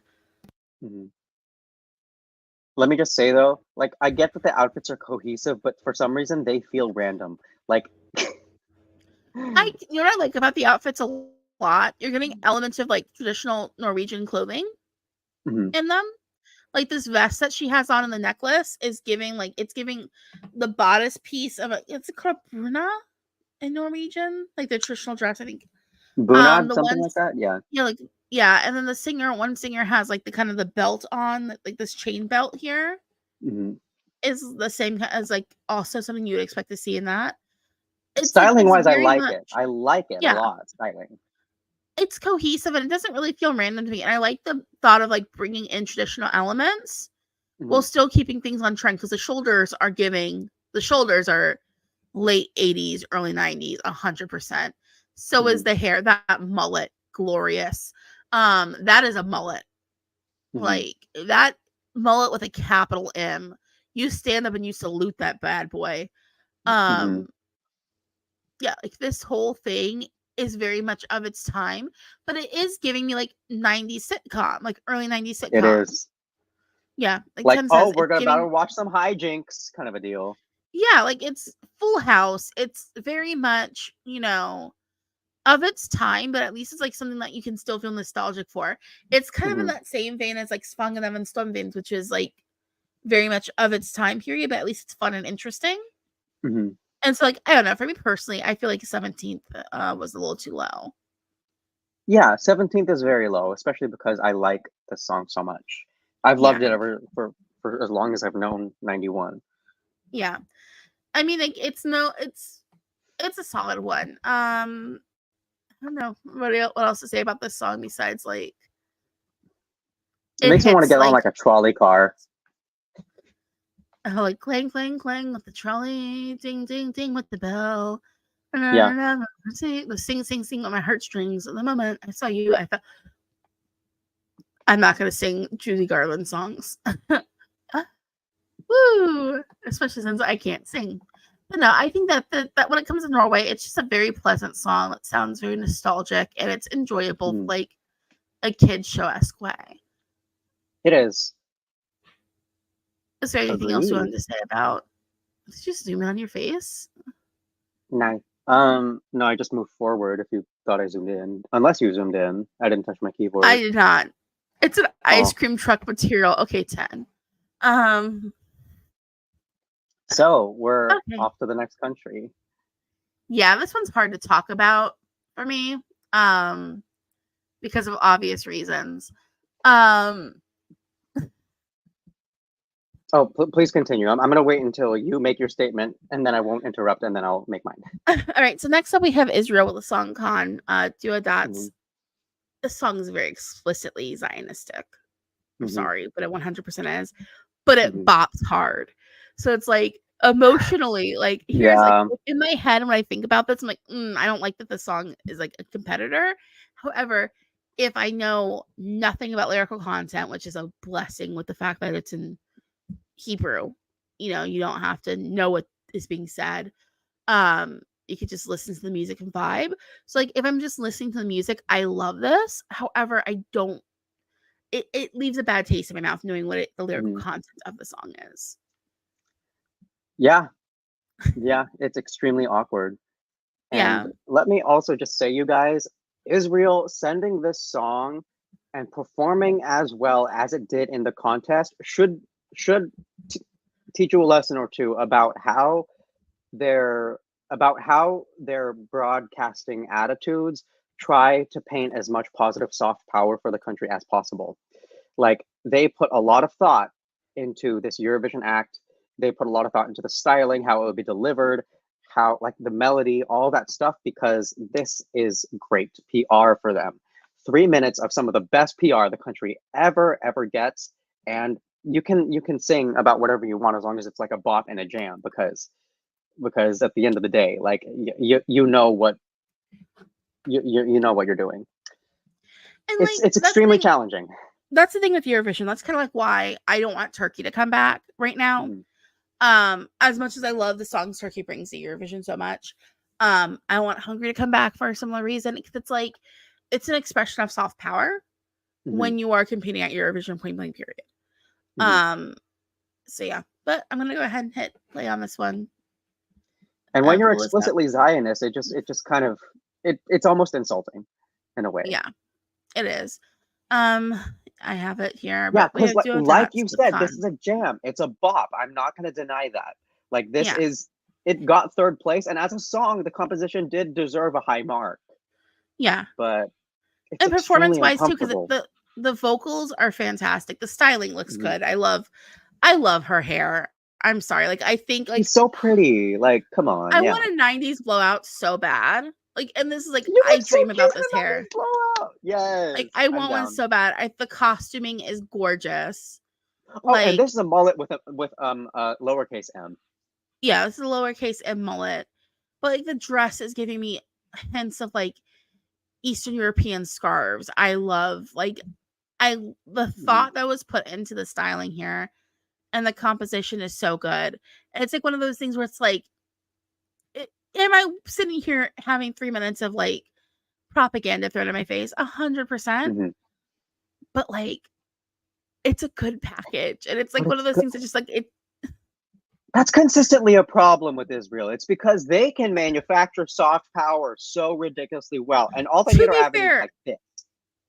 we live in the U.S. and the U.S. is the same exact problem, if not worse. Yeah. No, yeah. And it's They like one they of those learned things it where from it's the like OGs. They learned it from us. it's one of those things where I look at like the thing, like our cultural exports from the States, and I go, yep, like this is so like every American movie that comes out is basic. If it's an action movie, is paid for by the American government.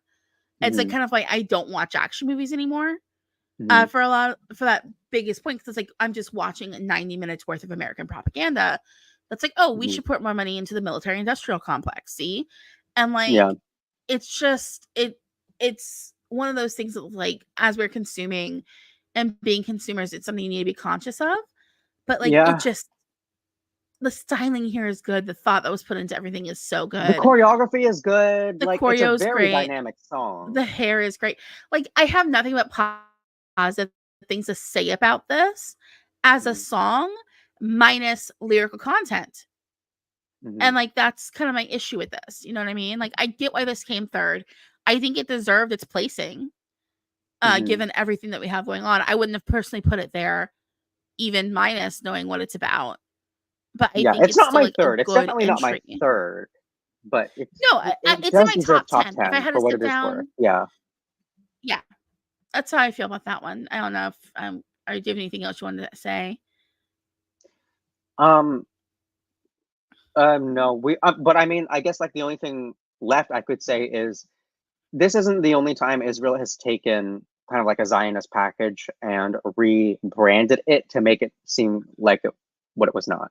Like they kind of do this consistently. If you pay close attention to how they produce their Eurovision acts, a lot of it has kind of like intentionally symbolic infrastructure within the act to kind of symbolize the philosophy of the country itself. And it's disturbing sometimes. Yeah, 100%. Where was this? Sorry, I got distracted by the bottle of the can of water I was drinking. Mm, um, yeah, Toto's confused again. So after that, we're gonna go to another country with a blue and white flag, Finland. Kaya with mhm. Huluyo. I think that's kind of the song you wanted to start us off on earlier. Well, I mean, it has one of my favorite like transitions into the artist ever because it's just like the sheer audacity in mispronouncing everything, and just this one was so hilariously offensive.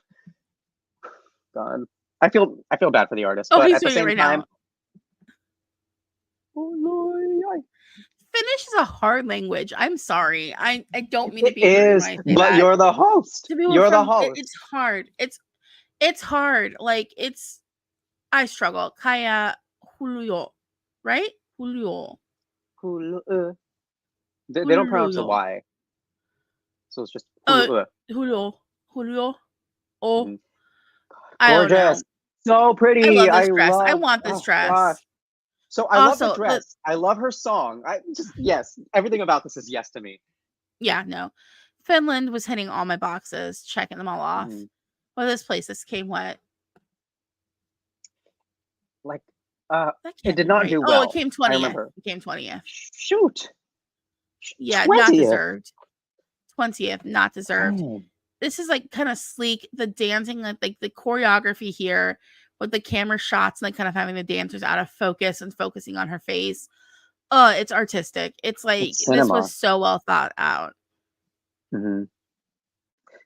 And the song it's so like it's so rocky, but it's Hmm. pop. It's so like punchy. The percussion's so heavy, but the voice is so lifting.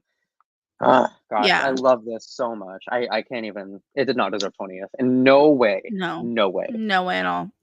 Again, great hair. Oh, I love the hair here. Like the dancing in the background is so good. I love what the one dancer is wearing with like kind of the black velvet and like the Mhm, deep color, like the black, not black velvet, red velvet with the black collar. mhm. Oh, like everyone's just styled so well. It's like the opposite of Denmark with styling. Oh, Um, it's like mysterious. It's kind of sexy at the same time. mhm, Uh, this is like the best kind of like early 90s that you can get for me. mhm. And she has, I think, one of the deepest voice out of all the women in this Hmm. year. She has probably the deepest voice and the like most caramely nicest way. Yeah, I adore this song. I don't have any notes. Like I love it so much. I never skip it. It's in my top 10 for sure. Dang. Yeah, I love an alto. I love, Mhm. oh, this is so cliche, but matching the fingertips, the lip color, perfection. Like this is It's so, she's going for like a certain kind of portrait, and I adore that. yeah. And yeah, the choreography that the dancers slash singers have, it's art. It's elite. Mm. Yeah, I also love that we have a singer with like a natural hair color for the backing vocalist back Hmm. there. You just Yeah, didn't really get to see that a lot back then on TV. But no, it just this is shows this is they're great. more free. Yeah. Very well done, Finland. Excellent, excellent work. Please go back to this era somehow. Could you imagine? Oh, that electric guitar that cuts I through. need I need seductive electric guitar Finland back. Like, come on. I know you got Please and electric thank guitar, and I know you. you got some sexy folk. So come on. Bring back Sex Maid with an electric guitar. Mm-hmm. Mm-hmm. How about we have the Heard it here first. it's like let's have the brothers collab. Can you imagine? Do you think we're gonna see another one of them again at UMK?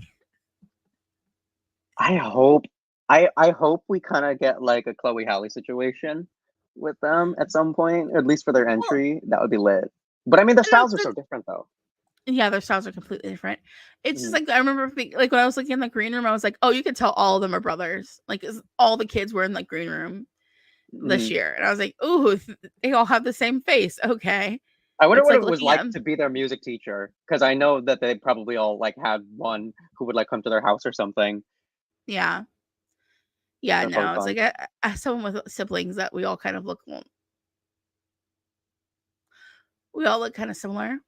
Mm-hmm.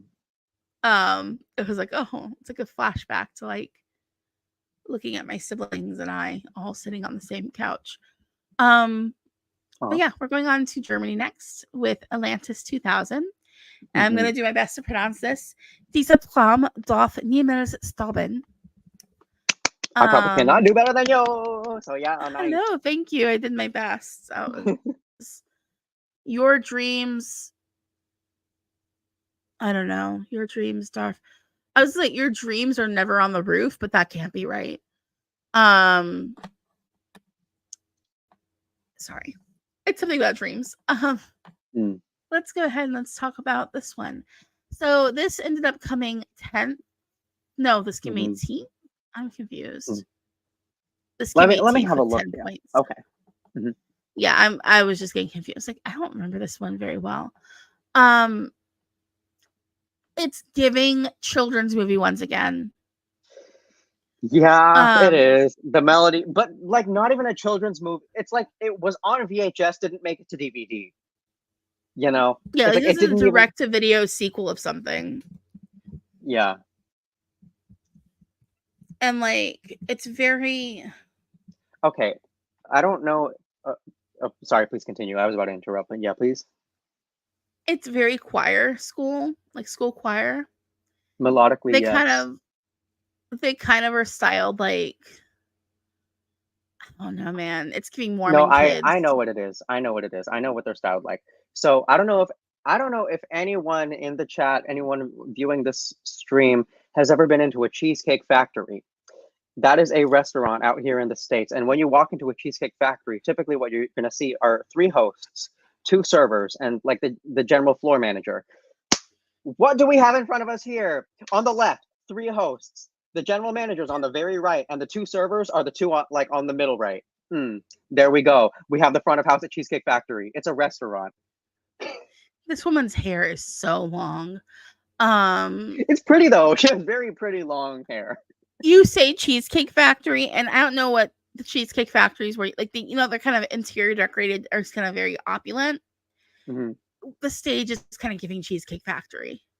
It is, yeah. The stage is giving Cheesecake Factory because, like, one thing about we're just at a Cheesecake Factory right Italian, the fake like Milanese style is what you see everywhere, and it's made of like plaster, like watercolor paint. It's quite cheap looking, actually.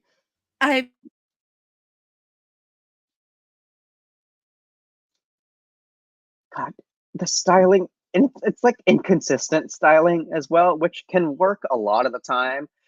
But this one, I kind of get just like a sad note. And the song does nothing. The song does absolutely zero thing for me. It's nothing for me as well. I'm sorry. I did not mean to do that. I'm trying to figure out how my camera fell. Yeah, it's very much Cheesecake Factory. What's your go-to cheesecake at the Cheesecake Factory? Do you have my one? Go-to cheesecake? I like the Basque cheesecake a lot. Like, dang. I need to give you my Basque cheesecake recipe. So you still need to send that to me because it is the easiest. It is the easiest cheesecake you'll ever make in your life. I promise you. Okay, you're like, oh, this is hard, baby. No, it's not. Like, it's the easiest recipe. Because I've been intimidated by it like for a while because I was always scared. You cannot mess it up. Nice. Send that recipe. I don't know. I'm partial to their apple pie. I like the apple pie cheesecake. Apple pie is very good. Yeah. Sometimes I'll do a birthday cake cheesecake. See, like the key lime also. So usually when I go with my friends, we just get like a flight of cheesecakes and we all like share. That sounds so good. Dang, I want cheesecake now. I feel like that's the best way to summarize the song. Now I'm thinking about cheesecake because the song is cheesy. Yeah. It's the styling, everything about that performance was just very 20th place makes sense. Mm-hmm. Okay. Yeah. Who do we have next? We move on to Belgium. Give het op by Clouseau. Clouseau. I'm sorry, Clouseau. Sorry, Toto's talking still. Okay.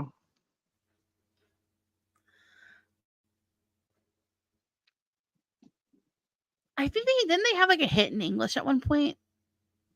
They might have. I would not be able to tell you. I'm gonna do some more looking, but yeah. This is one of my least favorite songs ever. It sounds so cheap. I feel like the conductor just pointed to the artist and was like, "Sing me a completely original song right now." And they just make it up as you go. Yeah. And then all they sing are like 5 words over and over through the whole thing. It's extremely uninspired. Like the color scheme does nothing in comparison to like everybody else who tried to go for exciting color. Chorus does nothing. I get it. You could pick up a mic stand, flick your body around, do some musty type stuff. But at the end of the day, what happened with that result? Similar to what would happen with your result at the end of this performance. Okay, it looks like they did record an English language album in 1993. Nice. Okay, so that's 2 years after this attempt. But it flopped. Nice. So they were only really they're only like really known in the Benelux countries. Mm-hmm. So it's like I feel like I remember the name of the band from something.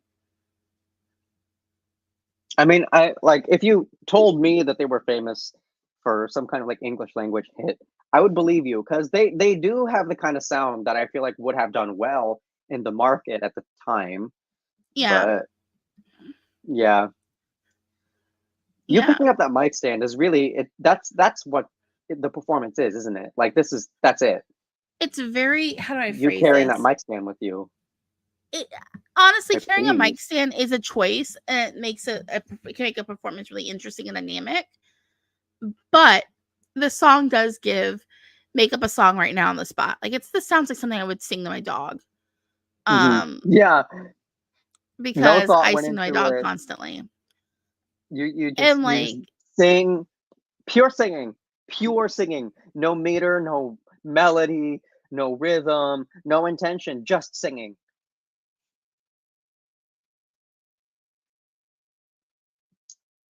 I'm being way too critical about the song, and I know that. But if you're gonna come on stage and sing a song that's this boring, I guess there's really nothing else you can do but pick up the mic stand and try to make it exciting with like some eye choreography, a couple twirls, like showing chemistry with your instrumentalists. There's a lot of ways that you can kind of like fluff this up to make 3 minutes seem like 3 minutes and not 10. God, I can't stop sorry, talking. I cannot stop talking ish about this song. Like, please, it's not good. I'm it's sorry. not What is good. You place? guys, this deserved last place. It deserved last place. Well, it got Uh, 16th for some reason. Yeah, I don't oh. have anything positive to say about that either. It's very like meh as a song. It's very like it feels like they're just making something up It does. It as they feels go. completely improvised, which is sad, but it's okay. Maybe you weren't trying to do anything. Maybe you really weren't. Wait And a that's second. okay. Is Just make your check. Spain not on here? Oh, I'm I confused. think on the Okay, no, stream it's that you're Spain. watching, you got It Spain. got cut. Yeah. Okay, but that's So okay. I don't have anything to It's pull it's up not that to much show you guys for visually, Spain. So yeah, and I also Sergio okay. Dama If this with is I'm sorry, if this is the same stream that I was previously watching, then the UK was also cut. no, I have the UK. It just skipped Okay, Spain. sounds good. So, Sorry. Bala I Pegados. downloaded things beforehand. Yeah, Sergio Dama, Maria Pegados. How do you feel about this one? Bailar pegados es bailar. Okay, so I love a good rasp. I love a good raspy male voice. I love how I love how he's knows how to work the camera. He knows how to work the stage. The ballad is good. Like it's a good ballad, but I am underwhelmed because everything is just good to me. It's like there isn't any greatness here. It's just Yeah. good. That's pretty Yeah. much the main thing I have to say. Yeah. Like honestly, it's fine. It's like I don't remember the melody at all for the song. I voluntarily do that. It's Yeah. also very no. You would hear this at a Filipino karaoke bar for sure. Out of all like the folks who like speak Chavacano and stuff like that, yeah, you would definitely hear. Chavacano, by the way, everyone, is the Filipino Spanish language Creole. So Global Latina Belt. right over here. Yep. But I like the song. It's not nothing is great about it though. It's just good. Yeah. So I mean, it's fine. I don't really have much to say about it. Yeah, UK. I have more thoughts about. Number one, she looks like a Barbie doll. All right, yes. So we have A Message to Your Heart by Sabrina Carpenter and her backing girls from Essex. I'm so So glad you yeah. said Sabrina Carpenter because I was thinking Sabrina Carpenter too. I'm I think sorry. she I'm might just be sorry. taller. So I yeah. think she's taller than Sabrina Carpenter though. This is Yeah, because Sabrina's quite short, Samantha isn't she? Janice with A Message to Your Heart. She's Mm-hmm. only 4'11". She's tiny. 4'11". Oh, she needs a booster seat. Have you seen her perform like at the piano? She can't touch the Yeah. floor. I've seen her No, like next to people too who I thought were just like average height or relatively short, and she's a little ton shorter. oh, she's tiny. Mm-hmm. But yeah, no, this is very much. I wish she had bigger hair here, Miss Samantha. She would look She good with could some have big had hair. way bigger hair. Yeah, but no, I think the styling, the baby pink, the light lips, the super blonde. She looks so cute. She The does. song itself is fine. What did It this place? This came what 10th? That it seems it tied for low. 10th with Ireland, I Yeah, believe. Yeah. this is sweet. I like this. I think that it's kind of cheesy and dated, but it's really catchy for me. It And feels like it British. has a Like it charm to feels it. like Brit pop to me. Yeah. Like you know exactly where in the world it's from. Hmm. And like It's enjoyable. It sounds like of its time. I have nothing negative to say about it. I think it's just a really sweet little song. The UK can go back into this lane for the second half of the 2020s, I think. It would do them very well. It's just pleasant. It's nice. Yeah. If the UK just wants to go full blown, let's just send cute British pop music. I'm here for it. We're all Like, I here have for that, nothing UK negative to girlies. say. Yeah, like really. Please do this, UK. That would make me very happy. No, you know what would probably happen? If anyone from the BBC or their affiliates were watching the stream, they were like, you know what we need to do? An acoustic ballad. And it would get zero telly. Ah! Because that would be them trying something different, only to get zero telly. Acoustic. Please stay away from an acoustic. I hate acoustic ballads, though. Some people let go. God. The worst. I mean, I understand. The worst. I understand, James Newman, that you were done dirty, but at the same time, it's just like we know what we saw. Trumpets. Flammable trumpets, mind you. With pyro. Fire hazard trumpets. Sorry. Anyways, you guys. Woo! Yeah, that was the UK. Let's talk about Cyprus with SOS by Elena. Again, that Mediterranean curl situation. I'm sorry, what was her name again? Oh, she's ready. Elena Petroclou. Mm-hmm. Again, they use the Mediterranean curls. But she looks like she fits the part. She fits the part. Yeah, no, she doesn't look like she's dressing up. I want those earrings. I need those earrings. Like, bring back the good big 90s earring, please. Right? I love good chunk. Like, I'm on mute. Can you hear me? I can hear you. Could you hear me before when I was talking about bring back the earrings? Can you hear me? Yeah. Yes, I can. I feel like I was on mute for a huge chunk of time there. Oh, no. And I feel like we were talking to each other. Okay. Yeah, no. I think that the styling here is great. She looks so good. Mm-hmm. I love a big earring, the hair, the dress. That Cypriot white dress. I love it when Cyprus sends a woman in a white dress. It's just so classic.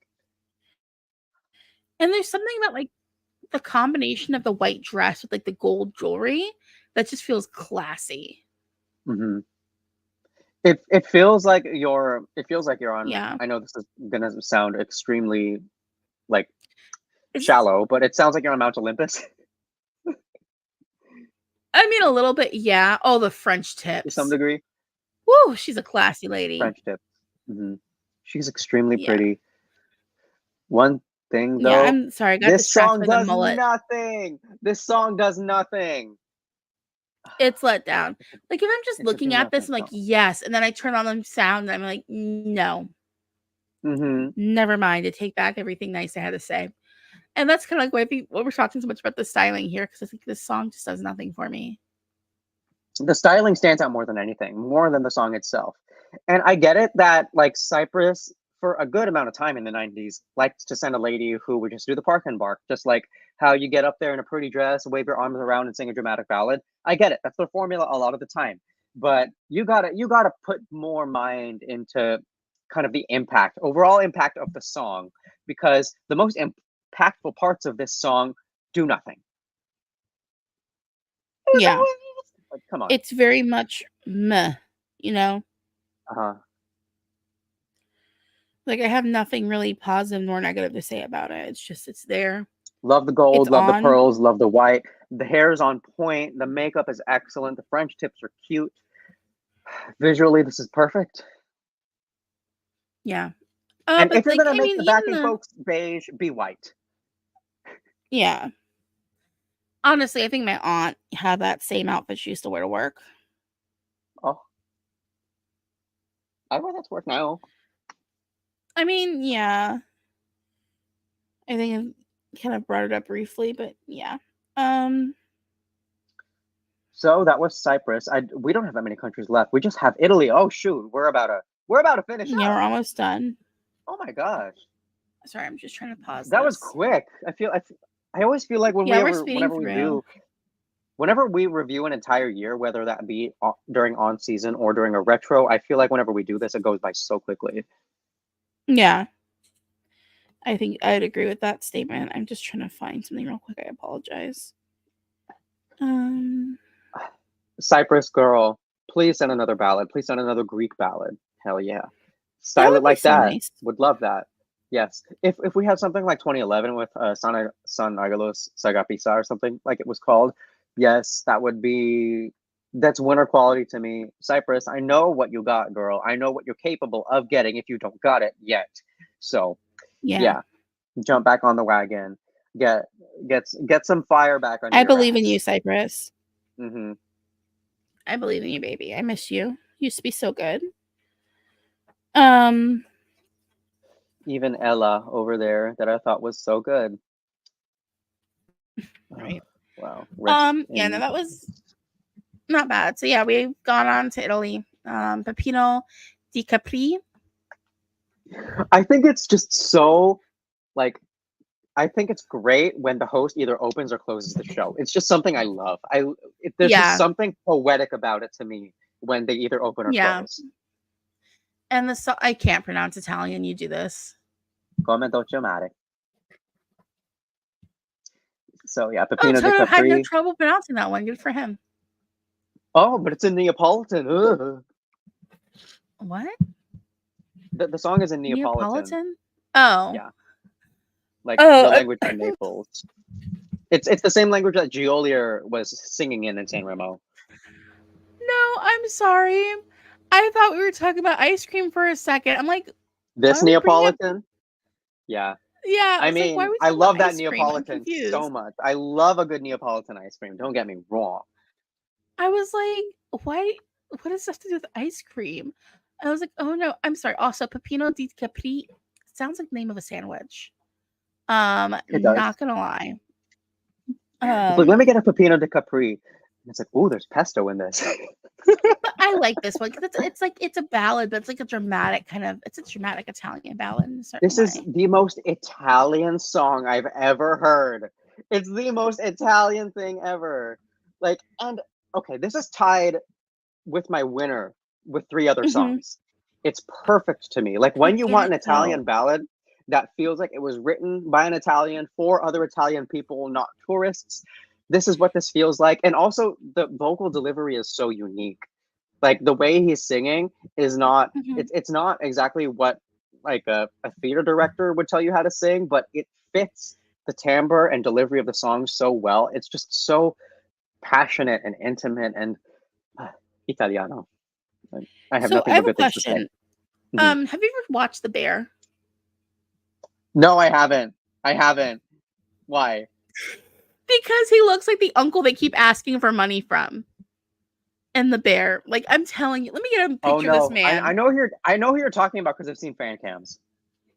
He looks like the uncle from The Bear, and I just that's what I'm thinking of when I'm watching this. I'm like, oh, they gotta go hit him up for some more cash. I've And seen I'm fan pretty sure cams of that man. I love I the love that shades. show. You should watch it. Mhm. It's good. Adding It's it to my triggering. ow. It's okay. I appreciate being triggered. Also, notice everyone how there is zero being invested in the styling in this performance. They just gave him a mic stand. There's a man in a suit. The focus I, is on the song. There's a little bit of a Salvador Sobral effect. Mhm. Forgive me if that's too big of an assumption. No, I don't think it is because I think when it comes to like with this kind of a song, why would you need to add anything else? Hmm. It's perfect to Like, me. what's the point of doing anything special? You don't need to do anything special. You have this song. Hmm. And Um, like, let's compare this song to song number one, Brazil. That was all visual, all performance, zero song. This is yeah, all song, all performance, zero choreography or visual. Like it's the polar opposite of what song number one was delivering. And it just hits the right chords for me. It feels like yeah, we're irreplaceably in Rome. Ah, I'm in love yeah, every no, single time.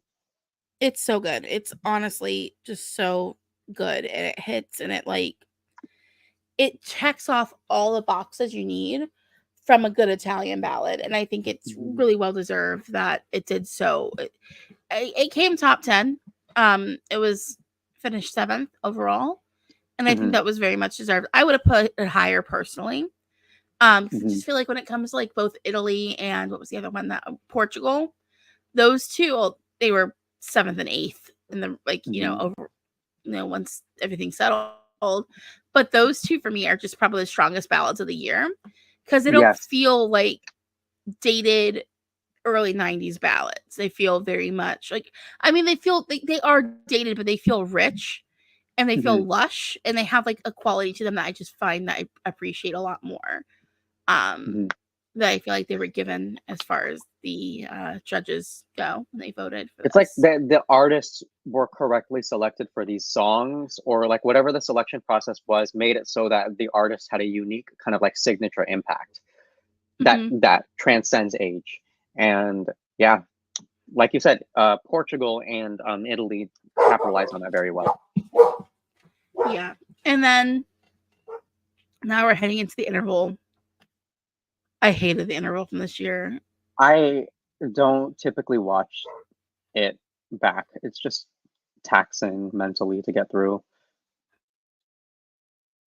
Like, I get it. It's like a Hmm. comedic operatic performance, and I think it does a good job of like showing how opera can be very comedic.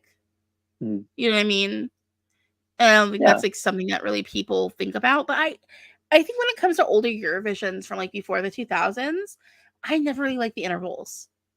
You know what I Hmm. mean? I tend to skip, especially the ones from the 60s. It just felt so random. Like, what do we do here while the judges tally up their votes? It's like Um, here's a bunch of children singing for 20 minutes, and it's like and military songs, and you're like, oh, okay. here is a magician doing a weird routine to like opera music. And I guess that's what's happening here. Again, are we foreshadowing for the movie Titanic coming out in a couple more years? With this Edwardian styling, I'm done. No, I yeah, can't deal with this. you get the gist of it. It's a theater magic act. Like if you go to any like honestly either magic show or live kind of illusionist, you're gonna see this, but with a bigger budget. Yeah. Um and there's of course, some great old fashioned yellow face happening. And it just goes Gotta on. love It just feels that. like it's too long. It goes on for too long. Honestly, Gigliola and Toto probably needed every single second of that Yeah. interval. They probably needed every second to try to figure out how voting was going to go because of the yeah, because voting was a number, that was a moment. Yeah. And let's talk about the voting because I'm sorry, I was like trying to find the Yeah. scoreboard at the end there and this So yeah, we're not going to go thing through like here. each like point allocation from each country. We're going to talk about like what was impactful in the voting, and So the most it was impactful thing I think is the fact that it was a tie for first. And there was confusion about hey, who won? Um, yeah. I yeah I Fong Out of Stormvid was my favorite Eurovision winner for a good number of years, for a good number of Hmm. years. But when I rewatched '91, I want to say maybe 5 years ago, yeah, no, I have to give it to Amina. Like when it comes to uniqueness, when it comes to overall impact with unique artistic quality, with irreplaceable cultural um, symbolism, then Amina was 1,000 times more impactful, in my opinion. It comes to talking about like Amina versus Corolla is that I feel like Amina is just more provided us with something more timeless, provided us with Hmm. something that like still could sound interesting now. Yeah. Um, and it's also a bit more of a challenging song because even I think today it wouldn't have done as well as it did in '91, just because Hmm. it's a little more avant garde than what people might be expecting or used to. So Hmm. it could be a bit difficult and challenging in that aspect. But they made so much motion with African art in these years. Here's the Mhm. thing. Yeah. They consistently were getting second place, or they just sent something incredibly unique and so aside from what everyone else was doing. Like I believe it was in 92 when they sent Monte la Riviere, like the Yeah. kind of Caribbean-esque, like languishing, sad but really tropical ballad. So Yeah. good. Like Yeah. France in this era was just, it was perfect to me. This is probably one of the greatest eras any country has ever had in the contest, I could say. Yeah. No, I agree with that as well. I think 1 second. Yeah. I think that France did provide us some really interesting music during these years, and that unfortunately they didn't win. Mhm. I kind of feel like France right now is in a similar era as they were back in the late 80s, early 90s, where they're Mhm. consistently sending songs that I personally find to be very interesting and dynamic. However, they aren't doing as well as I feel they should be doing when it comes to like their placing at Eurovision itself. Mhm. Well, I mean, as we're witnessing with Eurovision now, the amount of like external cultural appreciation happening in the contest is dwindling. Like the amount of songs that we get in the contest that are trying to demonstrate something culturally on behalf of a country or a culture are not necessarily doing well. As a matter of fact, I think it's cooling the relationship from Eurovision with traditional aspects, and it's moving back over to mainstream pop. And that's, I yeah, think that I'm might kind have of, to do with this kind mm, of like xenophobic, almost right wing shift we're seeing from like a lot of in Europe. countries globally. Mhm. Yeah, including Europe, of course, but like Yeah, globally, we're kind of seeing that notwithstanding, shift for to sure, but globally. yeah, Yeah, I think this could definitely be attributed to that because yeah, sometimes you would get a result that just kind of like smacks you in the face, and it would be the culturally diverse. That's such a terrible way to put it, but yeah, it would be the song that's trying to portray something other than just pop music, who yeah. suffers the consequence. I think that maybe that's maybe what we're maybe that's what we're seeing, like where we're kind of going with this right Hmm. now, and that's why we're kind of seeing things that are a little more insular, like more turned into like the culture of the country they represent, Hmm. not doing as well lately. Which I mean, I get there's like a back and forth kind of effect. There's a wax and a wane, and there's probably going to be a set of Eurovision years in the future where we see that sway back and a bigger Hmm. appreciation for cultural entries. But yeah, definitely not getting that this year.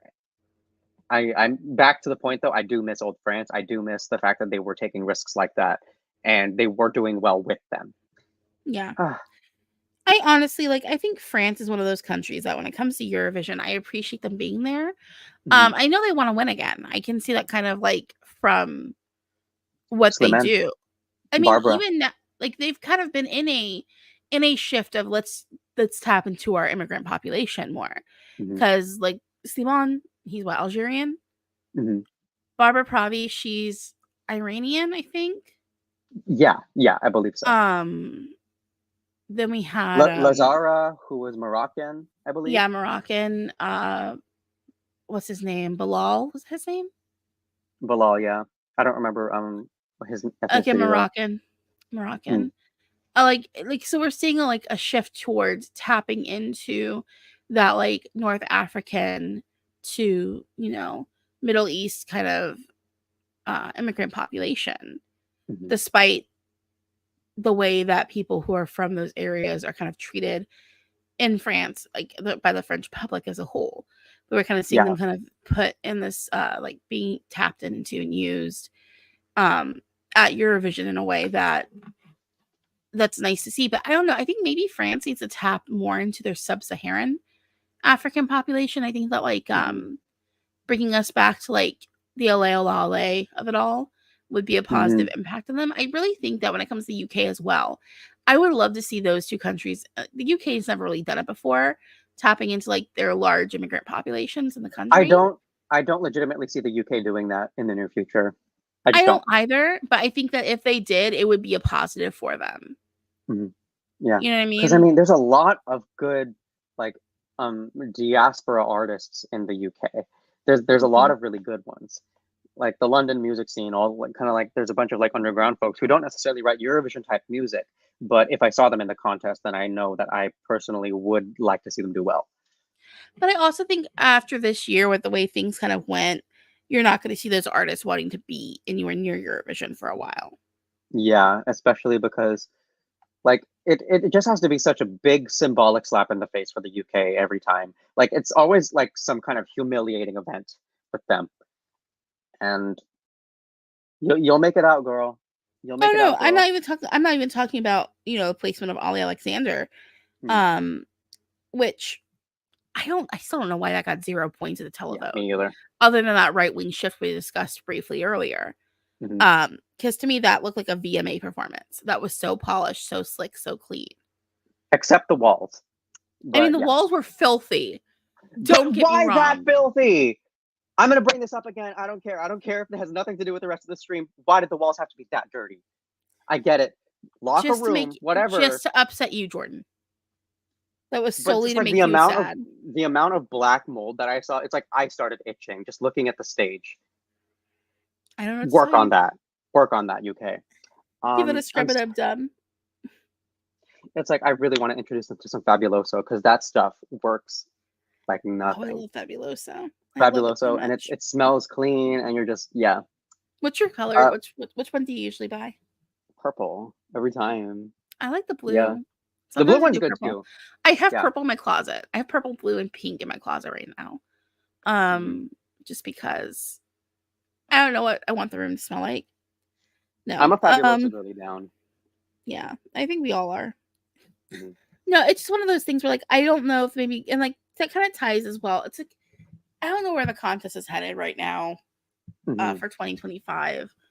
I hope it doesn't go anywhere dark, but it's just like it just makes me nervous. I feel like we're kind of in this place where we're gonna see like a lot of what appeals to the masses, Mhm. and less of like artistic expression. But even then, and I'm not even blaming that on Switzerland because I feel like what we got from Nemo was very interesting and dynamic.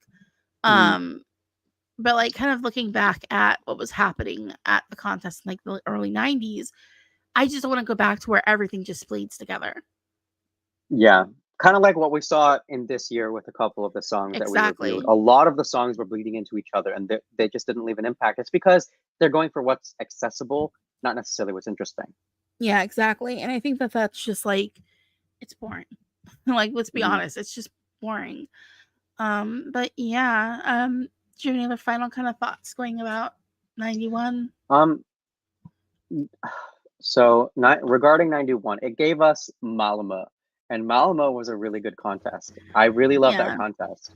But also, you guys, we are as we continue to do these streams throughout the year, we're probably going to go back earlier in time. We're going to test your knowledge a little bit to see how far back are you willing to let us talk about a show, because the 90s is pretty recent. Okay, 33 years. It's still in the later half of Eurovision. We can go back further because what was it? Last summer we did 2009, and that's extremely recent in comparison. So yeah, let's go back into black and white is what I say. Yeah, I think that'd be nice to do because 91 is just Mhm. like I was 21 days old when the show was happening. Like that's not that old. Mhm. And I was in 5th grade. Yeah, Yeah. yeah. So You were a fifth grader. It doesn't run like great, like for 40. I'm telling you, it's just getting the fillers done every like two Every week. weeks. Yeah, making Yeah, sure you they keep up show up on on it. my MRI. But with that said, do you have anything to say about 91? I just feel like it's one of those years that's very much of its time, Mhm. but in a manner that's like, okay, this is what was happening in pop music, but not really anything memorable. Because I think like early 90s music, I don't really have I associate with anything. rock. There's not really anything that's super like impactful thought wise. Like, let me just take a quick look to see like what was. I'm gonna check. Mhm. When I think early 90s, I think rock and rap. Like those kind of stand out to me. You're muted. Oh, I can't hear you. Can you girl? Sorry. I feel No, like it's okay. when it comes like 91, what was happening musically? Like I'm just taking a look. Oh god, that's a terrible song. Oh, okay. Mm. Um So kind of like to give people an idea what was happening in pop music outside of Eurovision, the number one song that year was Everything I Do for You by Bryan Adams. Oh, I have a soft spot for that one I though. can't stand I hate Bryan Adams. And I hate that song. It's awful. But like the music that we had, that a lot of the like songs we had that were ballads that kind of bled together, sound of that. You know what I mean? Hmm. Just Yeah, kind of like soft, Casio. easy. Yeah, Casio It keyboard has that Casio situation. sound. Yeah. Um, Other than that, what else was like that? That was like the biggest hit song in the U.S. that year. Number 2 is "I Want to Sex You Up" by Color Me Bad. Um, No. I wish we had something that interesting in this Eurovision. I'm gonna make you sweat. Yeah, that checks out. We didn't really have any dance track. I don't think Eurovision gonna handle a dance track back in the early '90s. Oh no, people were in the audience still in suits and dresses, like they Yeah, were going to a nice dinner. Timmy T one time. Oh, one more try. Have you thought about Timmy T ever? Timmy T. Yeah. No, but I know for a fact my dad like owns like a CD or a mixtape of some kind of his. If I'm Just right, is recently went Timmy through T that. who I think he was? I'm gonna just double check one thing. He might not be who I think he was. So I guess maybe 91 was just kind of like a slow year for pop in general, huh? Yeah, it was kind of like that. I mean, I'm looking at what was popular. There were a couple of dance tracks that were big. Like kind of electronic music was having its first. Oh God, Amy Grant, Baby Baby. Um, Oh my God, baby, baby, that song changed Filipinos forever. is this Stevie? Like, there's just so many names on here that are like so dated. Oh, Hmm. Motown Philly hits though. It does hit. Stevie B was weird. Yeah, like 91 was a weird music for like year for like pop music. I'm Hmm. just looking to So, see like so what the was Eurovision popular. lineup like kind of got away pretty well in Yeah. terms of just like having enough listenable songs in a really pop weak year. Yeah, Bette Midler was big that year. Oh gosh, that I I remember mean, when she was recording. yeah. So you can kind of see it was kind of a slow year. So I think the songs that we had at Eurovision kind of reflect that it was kind of a slow, weird year. Hmm. But it was they were still just a lot of them were really good too. They Yeah. they took that bad year and made it somewhat palatable. Yeah. All right. So I think that's about it. Thank you so much for joining us. We'll be back again. Thank you Like, guys. we'll be back again end of July. Hmm. But don't forget to follow Eurovision Fam on all the different channels and places. We're Hmm. Eurovision Fam here. We're on TikTok. We're on Twitter. We're on Instagram. We're on our website, eurovisionfam.com. And don't forget to check out our articles we have for Pride Month. Hmm. And yeah, I think that's about it. Was there anything else you wanted to say besides? Vote in the polls for the next year that we review next month. Yeah, we'll Please, have please, that please, poll please pop vote. up for you guys. We'll pop it up about a Yay! week before we start, a week Hmm. before the show. So yeah, To keep thank it you all so fresh. much, and we will see you guys again soon. So See you guys next bye. month.